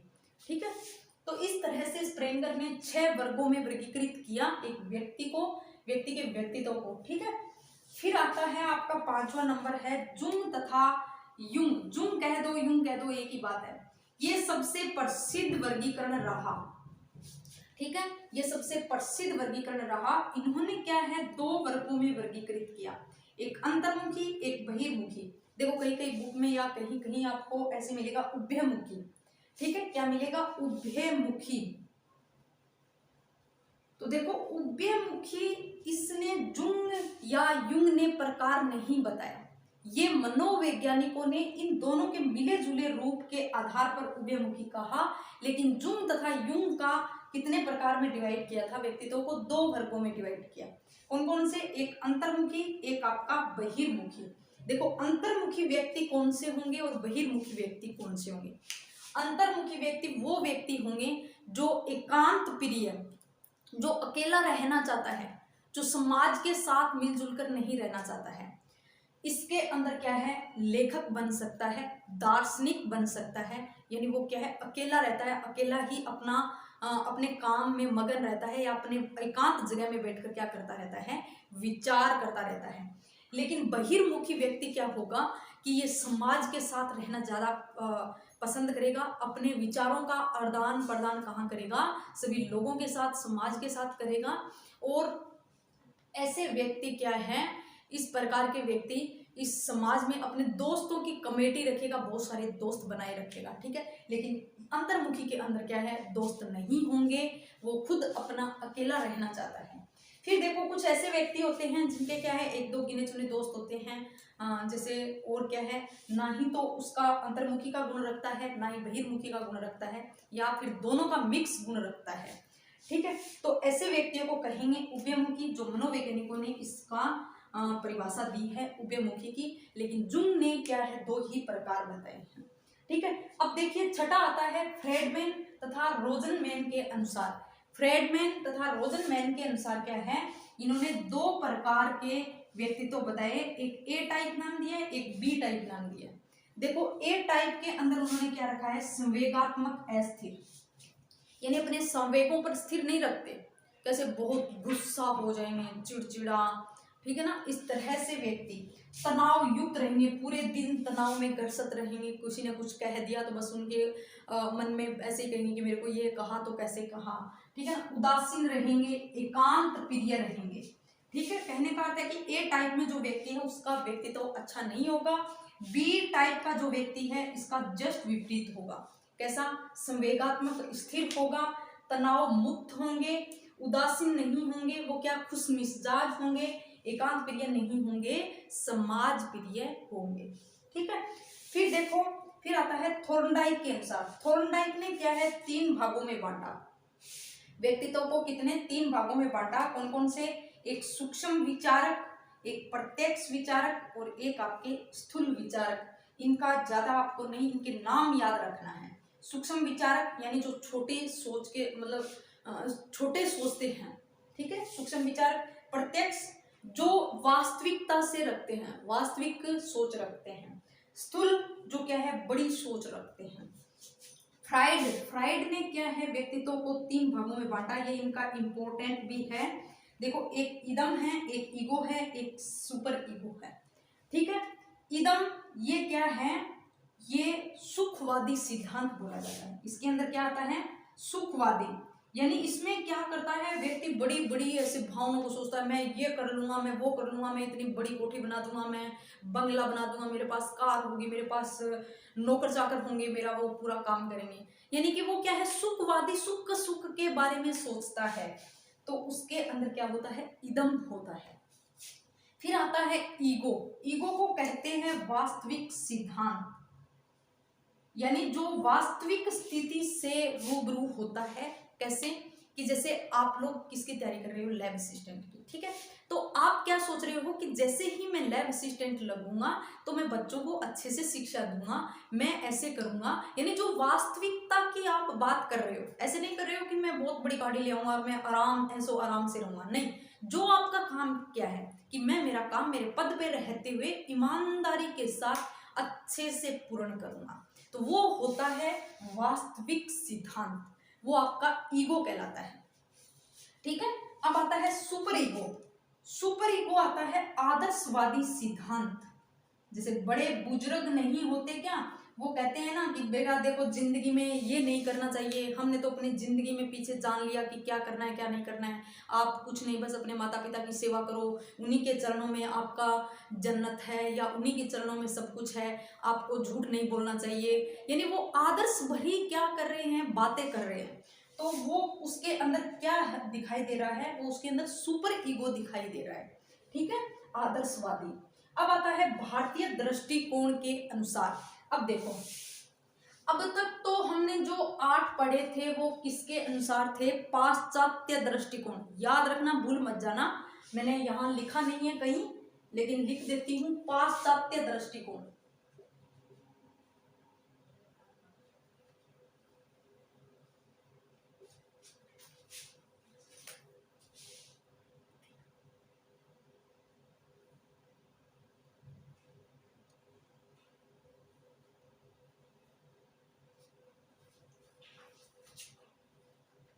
पाश्चात्य दृष्टिकोण, यानी कि हमने जो ये क्रेसमर का है, हिपोक्रेटस का है, सेल्डन का है, स्प्रेंगर का है, ये हमने वर्गीकरण जो पढ़े, ये कौन से दृष्टिकोण से थे?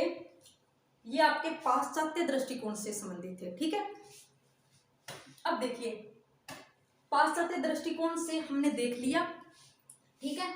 अब आता है, देखो अभी आपको दिखाई नहीं दिया होगा, लेकिन अब देख लो, जो मैंने थॉर्नडाइक के अनुसार सूक्ष्म विचारक, प्रत्यक्ष विचारक और स्थूल विचारक बताए थे। फ्राइड के अनुसार इदम, ईगो हम पढ़ रहे थे। ईगो यानी वास्तविक सिद्धांत था, सुपर ईगो आदर्शवादी सिद्धांत। यानी यहां तक कैसे पाश्चात्य दृष्टिकोण से संबंधित थे।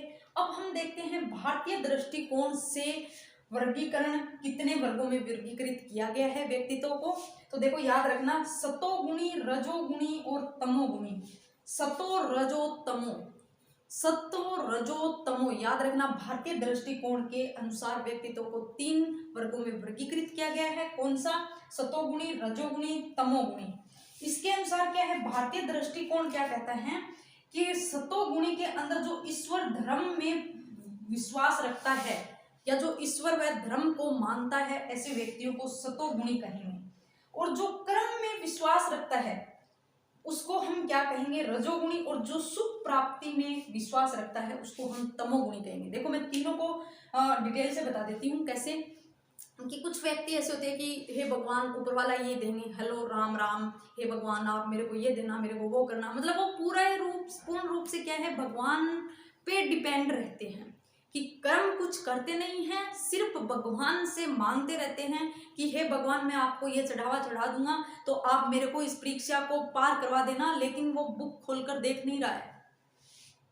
अब आप लोग यदि नहीं पढ़ रहे हो, बुक खोलकर भी नहीं देख रहे हो, तो भगवान आपको कैसे जो प्राप्त करवा देगा? क्या उनके पास है जो लो भाई आप आओ और इस सीट पे बैठ जाओ? देखो, आप कर्म करोगे तो भगवान साथ देगा। तो ऐसे व्यक्ति जो सिर्फ ईश्वर और धर्म में विश्वास रखते हैं कि मेरा तो भगवान है, मेरे को जॉब लगा देगा, मेरे को कुछ करने की जरूरत नहीं, तो देखो वो होते हैं सतोगुणी। अब रजोगुणी की कर्म में विश्वास रखते हैं, कि वो ऐसे बोलते हैं कि कर्म ही सब कुछ है, यदि आप कर्म करोगे तो उसका फल आपको जरूर मिलेगा। ठीक है, ऐसे व्यक्तियों को कहा जाता है रजोगुणी। और जो तमोगुणी यानी सुख प्राप्ति में, वो बस कुछ नहीं सोचते, भगवान पे भी डिपेंड नहीं रहते और कर्म पे भी नहीं, कुछ नहीं किया ये हो जाए, कोठी बंगला हो, हमारे पास कार हो, उसमें हम घूमें और पूरे दिन हमारे नौकर चाकर हो हमारे सामने, कभी कुछ लेके आए कभी कुछ लेके आए, वो सिर्फ क्या है, सुख प्राप्ति में खोए रहते हैं, ना उनको कर्म की सूझती है ना उनको भगवान धर्म की सूझती है। तो वो ऐसे किसके अंदर आते हैं? तमोगुणी के अंदर आते हैं। फिर आता है आधुनिक दृष्टिकोण, यानी आधुनिक जमाने के अंदर जो दृष्टिकोण से यदि देखें तो व्यक्ति को 3 प्रकार से डिवाइडेशन किया गया है। कौन कौन सा? एक आपका भावुक, एक आपका कर्मशील, एक आपका विचारशील। भावुक यानी जल्दी ही इमोशनल हो जाते हैं, कि जैसे क्या हुआ, आप लोगों में से कुछ ऐसे हो कि भगवान को चढ़ावा बोल रखा है कि हे भगवान मैं पैदल हनुमान जी के धोख लगा दूंगा यदि मेरे को ये मतलब पार करवा दोगे, आप ये बेड़ा पार करवा दोगे। ठीक है, कि भी अब आप पढ़ नहीं रहे हो तो भगवान क्या करेगा? बेड़ा पार नहीं हुआ, फिर आप क्या भावुक हो गए, इमोशनल हो गए कि हे भगवान ये आपने क्या किया, मेरा सिलेक्शन नहीं करवाया, ये क्या हो गया, ये तो गजब हो गया, कुछ नहीं आपने ये ऐसे कैसे कर दिया, मेरे साथ ही करना था क्या? मतलब वो क्या हो गया, अंदर से इमोशनल, उनकी भावनाएं जाग गई। वो कैसे भावुक प्रवृत्ति का होता है, यानी जल्दी ही क्या हो जाना, भावुक हो जाना। एक होता है कर्मशील, यानी कर्म पर विश्वास रखता है, वो फल की भी चिंता नहीं करता कि तेरे को फल कैसा मिलेगा, लेकिन कर्म करते रहता है। उसको पता है यदि तू अच्छे कर्म करेगा तो फल अच्छा आएगा, और यदि तू कर्म सही अच्छा नहीं करेगा तो फल भी अच्छा नहीं आएगा। इसीलिए हर बार यही कहते हैं कि कर्म करते रहो, कभी फल की चिंता मत करो, कर्म करोगे तो फल अपने आप आ जाएगा। ठीक है, फिर आता है विचारशील। अब वो ही कुछ व्यक्ति ऐसे, जैसे यहाँ सुख प्राप्ति के अंदर क्या है, सोचते रहते हैं, पूरे दिन विचार करते रहते हैं, कैसे कि अब 1.5 महीना रहा है, अब कैसे पढ़ेंगे, इसमें क्या करेंगे, कैसे करेंगे, मतलब वो विचारों का भंडार बना रखा है। सुबह उठते हैं, उठते ही विचार करने स्टार्ट हो जाते हैं, शाम तक विचार करते ही रहते हैं। पढ़ाई के नाम पे सामने बुक रख लेते हैं, घर वाले सोचते हैं कि हाँ मेरा बेटा बहुत पढ़ता है, लेकिन अंदर ही अंदर विचारों का भंडार भर रहा है। ठीक है, वो आते हैं विचारशील प्रवृत्ति वाले। फिर जब वो विचार करते करते एक दिन आपकी परीक्षा का टाइम आ जाता है, उसमें उसका पेपर अच्छा नहीं होता है, फिर वो बैठकर क्या हो जाता है, भावुक हो जाता है या सोचने लगता है ये क्या हो गया। तो इसीलिए आप कर्मशील बनो, रजोगुणी बनो, इस तरह से आप रखो कि नहीं मेरे को कर्मशील बनना है, रजोगुणी बनना है। रजोगुणी का मतलब कर्मशील व्यक्ति। ठीक है, तो ये तो था व्यक्तित्व का वर्गीकरण। ठीक है, तो अब मैं साइड में हो जाती हूँ, आप स्क्रीनशॉट ले लीजिए, फिर हम इसके आगे का नेक्स्ट पार्ट पढ़ते हैं।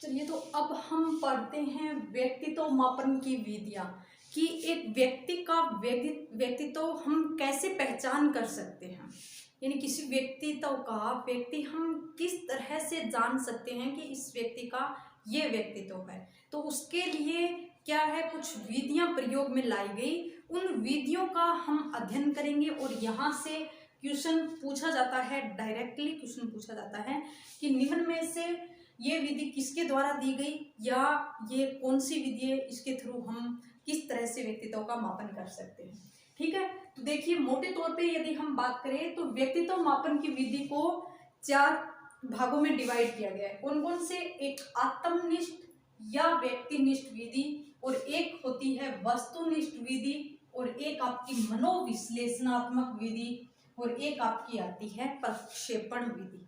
ठीक है। तो देखिए सबसे पहले हम देखते हैं आत्मनिष्ठ विधि या व्यक्तिनिष्ठ विधि। ऐसे भी दे देते हैं निम्न में से आत्मनिष्ठ विधि नहीं है, तो 3 तो इसमें से दे देंगे, एक यहां से दे देंगे। ठीक है। या फिर ऐसे पूछेंगे निम्न में से वस्तुनिष्ठ विधि नहीं है, या निम्न में से प्रक्षेपण विधि कौन सी है या नहीं है। ठीक है। तो देखिए हम देखते हैं सबसे पहले आत्मनिष्ठ या व्यक्तिनिष्ठ विधि।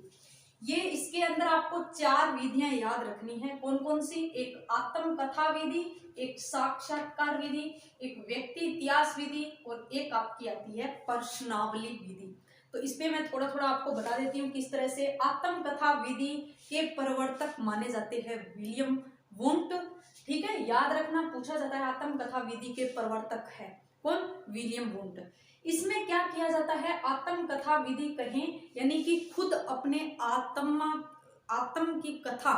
इसमें क्या एक शीर्षक दिया जाता है, बच्चों को, बालकों को एक शीर्षक दे दिया जाता है और उसको कहा जाता है इस शीर्षक पे आप एक कहानी लिखिए, या इस शीर्षक पे आप इसका विस्तार से लिखिए। तो बच्चा क्या करेगा, बालक क्या करेगा, अपने जैसे अपने माइंड से या जिस तरह से वो कहानी लिख सकता है वो वैसे ही लिखेगा। यानी कि खुद का व्यक्तित्व कैसा है वो उस हिसाब से उस शीर्षक पे लिखेगा। तो उसके थ्रू उसकी पहचान की जाती है कि इसके अंदर शब्दों का कितना भंडार है या किस तरह का व्यक्तित्व है। ठीक है। तो ये किसके द्वारा दी गई? विलियम वुंट के द्वारा। फिर आती है साक्षात्कार। साक्षात्कार में क्या है? परीक्षार्थी तथा जो परीक्षा लेने वाला है वो एक दूसरे के सामने बैठे होते हैं, और परीक्षक क्या है, परीक्षार्थी से क्वेश्चन पूछता है, वो उसका डायरेक्ट आंसर देता है। ये एक इंटरव्यू है। इसकी शुरुआत हुई अमेरिका से। क्वेश्चन कैसे पूछा जाता है कि साक्षात्कार विधि की शुरुआत कहाँ से हुई? तो अमेरिका से, याद रखना। फिर आता है व्यक्ति इतिहास विधि।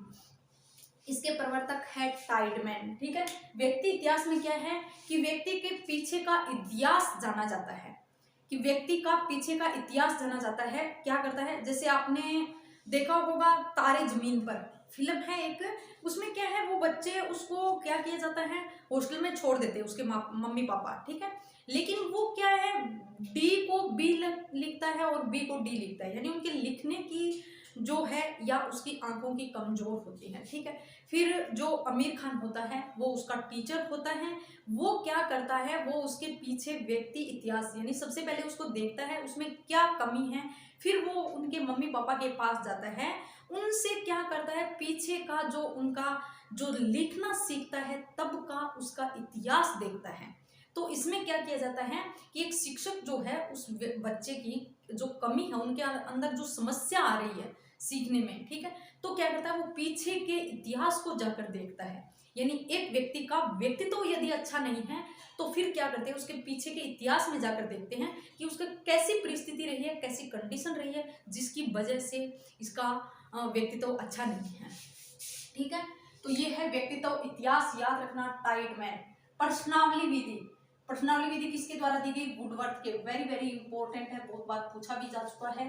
प्रश्नावली विधि में क्या किया जाता है, क्वेश्चन किया जाता है और उस क्वेश्चन का आंसर दिया जाता है हाँ या ना के अंदर। इंटरव्यू और आपके प्रश्नावली विधि में यही अंतर है। साक्षात्कार विधि में, इंटरव्यू में क्या होता है, क्वेश्चन पूछा जाता है, उसका आंसर दिया जाता है।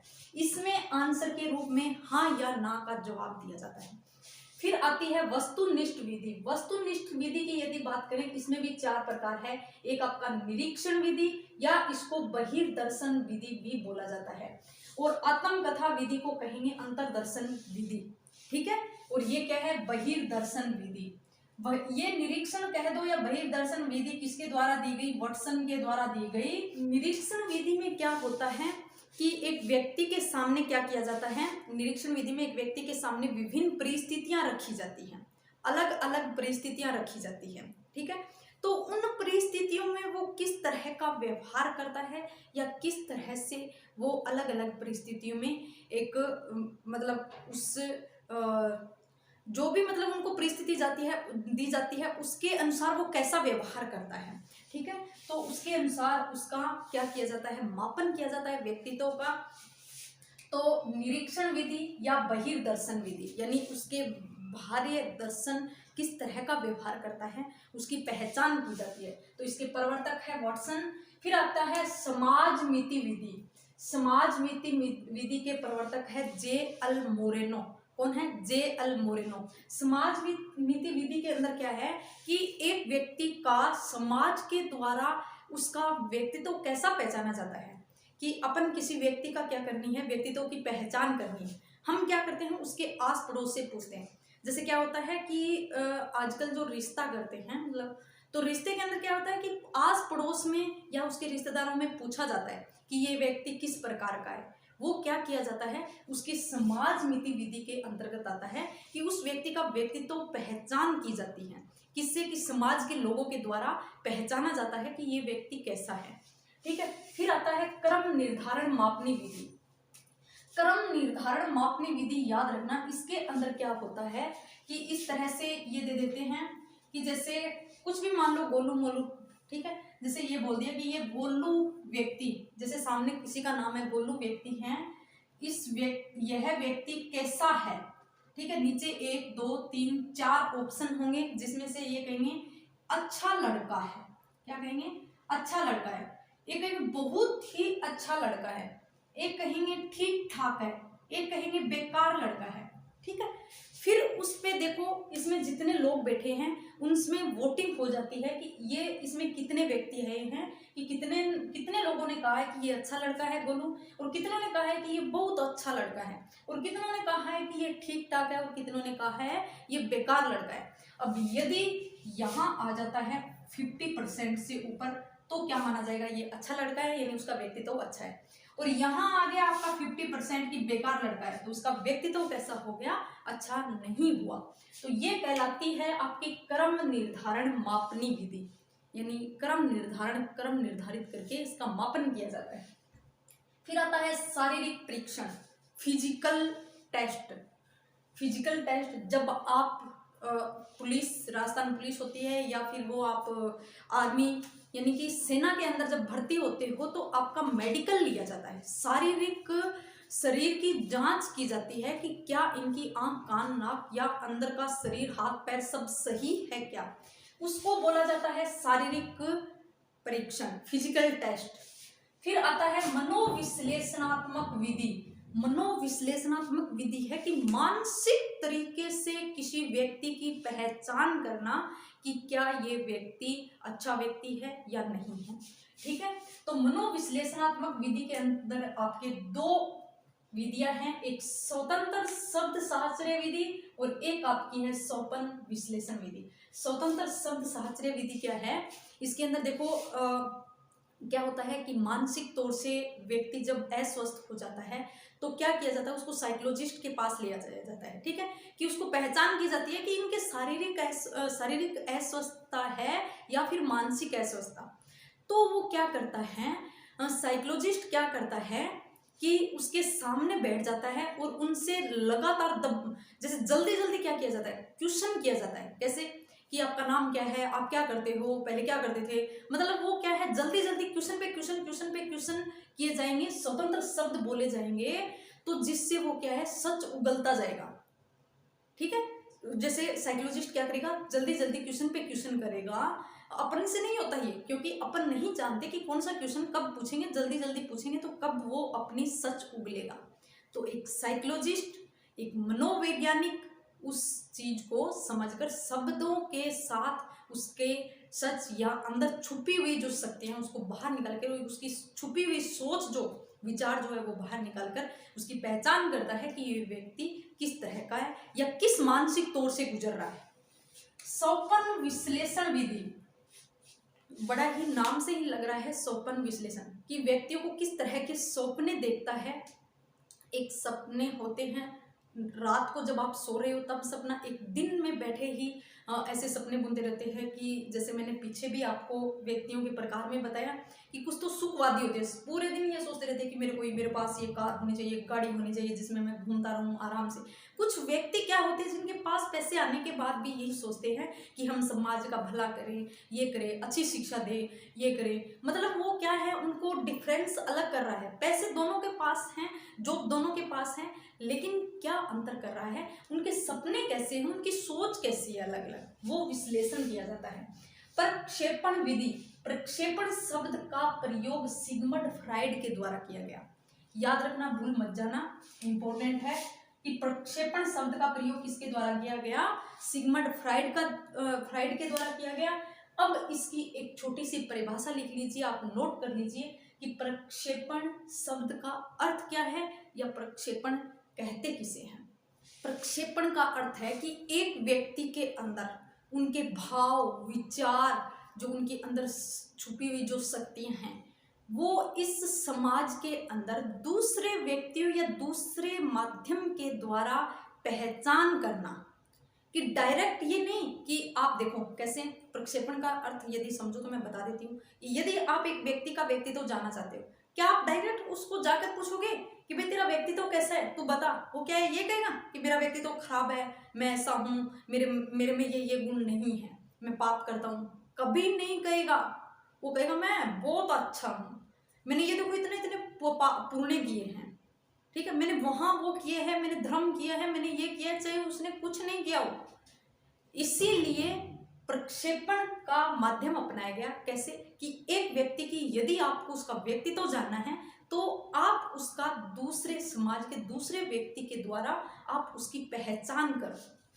तो प्रक्षेपण का अर्थ है कि एक व्यक्ति के भाव, विचार तथा उसके अंदर तथा बाह्य शक्तियों का दूसरे किसी व्यक्ति या दूसरे माध्यम से जानना क्या कहलाता है, आपका प्रक्षेपण कहलाता है। ठीक है, तो आई होप आपको समझ में आया होगा प्रक्षेपण का अर्थ क्या है।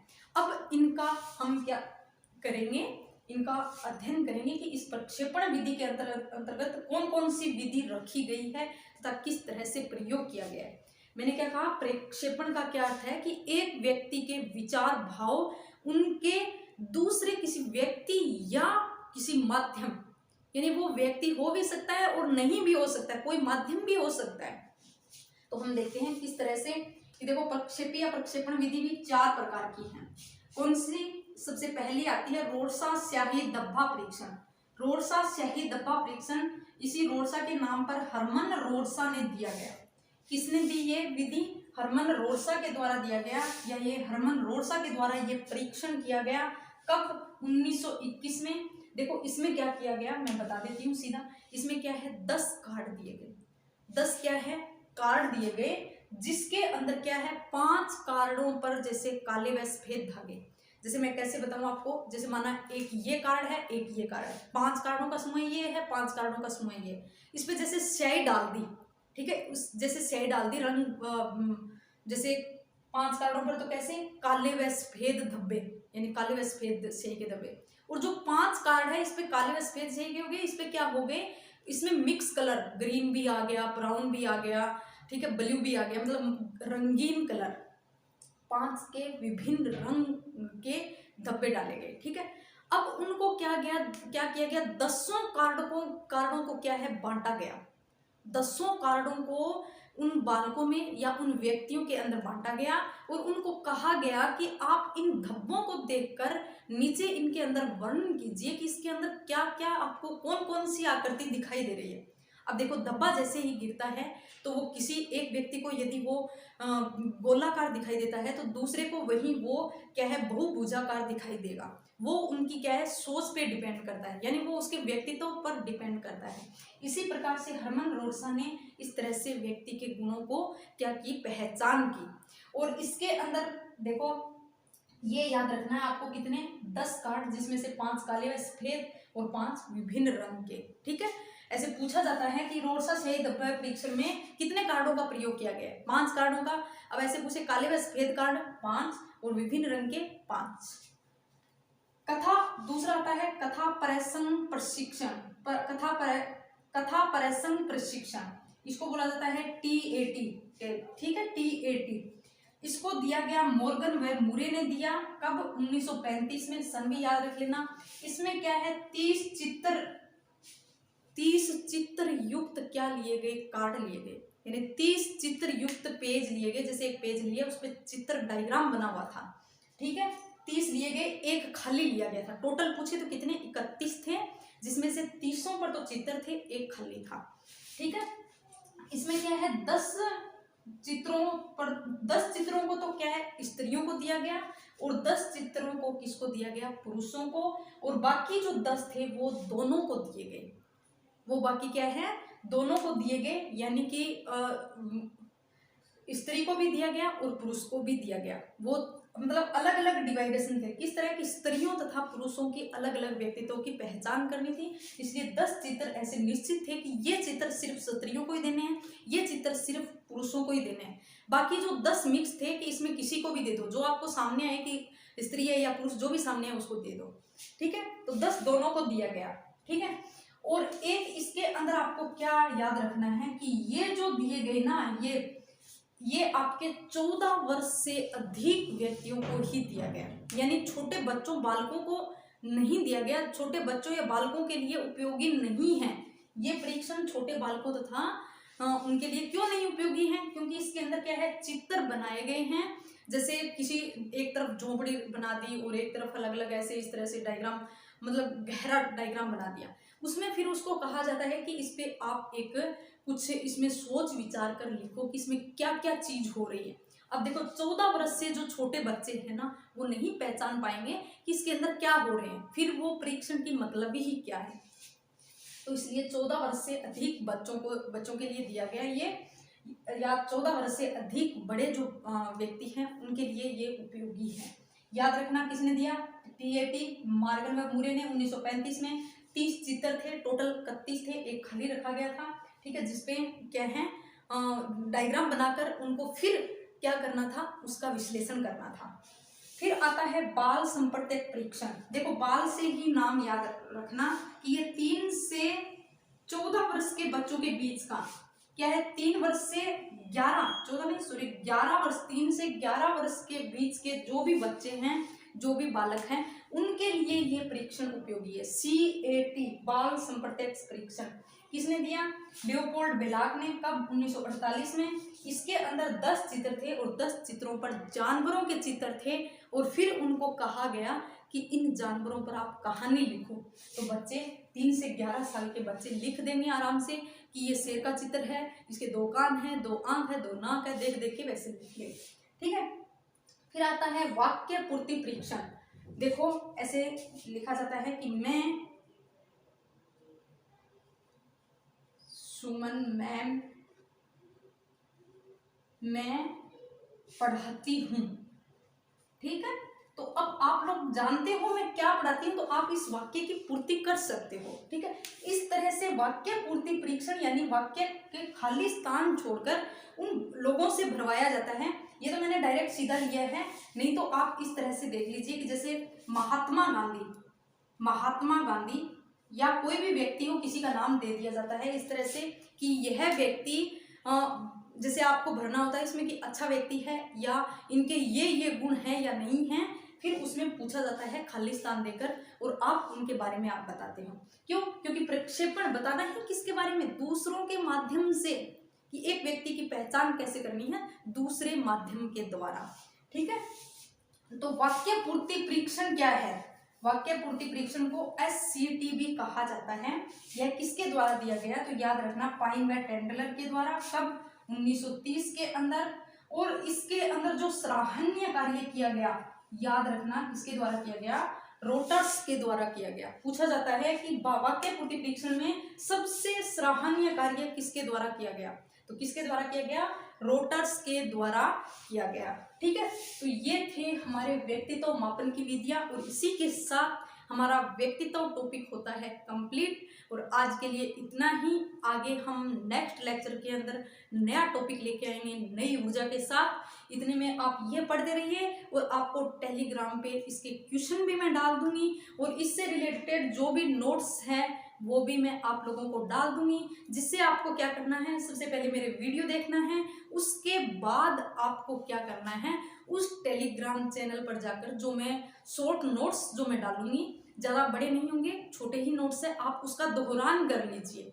फिर उसके बाद जो उसी टेलीग्राम पर मैं आपके नीचे इससे संबंधित क्वेश्चन डाल दूंगी, तो वो क्वेश्चन कीजिए। फिर आप देखना कि हमारी तैयारी कैसे हो रही है। इसलिए आप अपने व्यक्तित्व की पहचान खुद कर सकते हो किस विधि के द्वारा, आत्म कथा विधि के द्वारा, यानी कि आप अपने क्वेश्चन के द्वारा जो क्वेश्चन कर रहे हो उसमें किस तरह से रिस्पॉन्स आ रहा है, उसके आधार पर अपने व्यक्तित्व की पहचान कर लीजिए। ठीक है।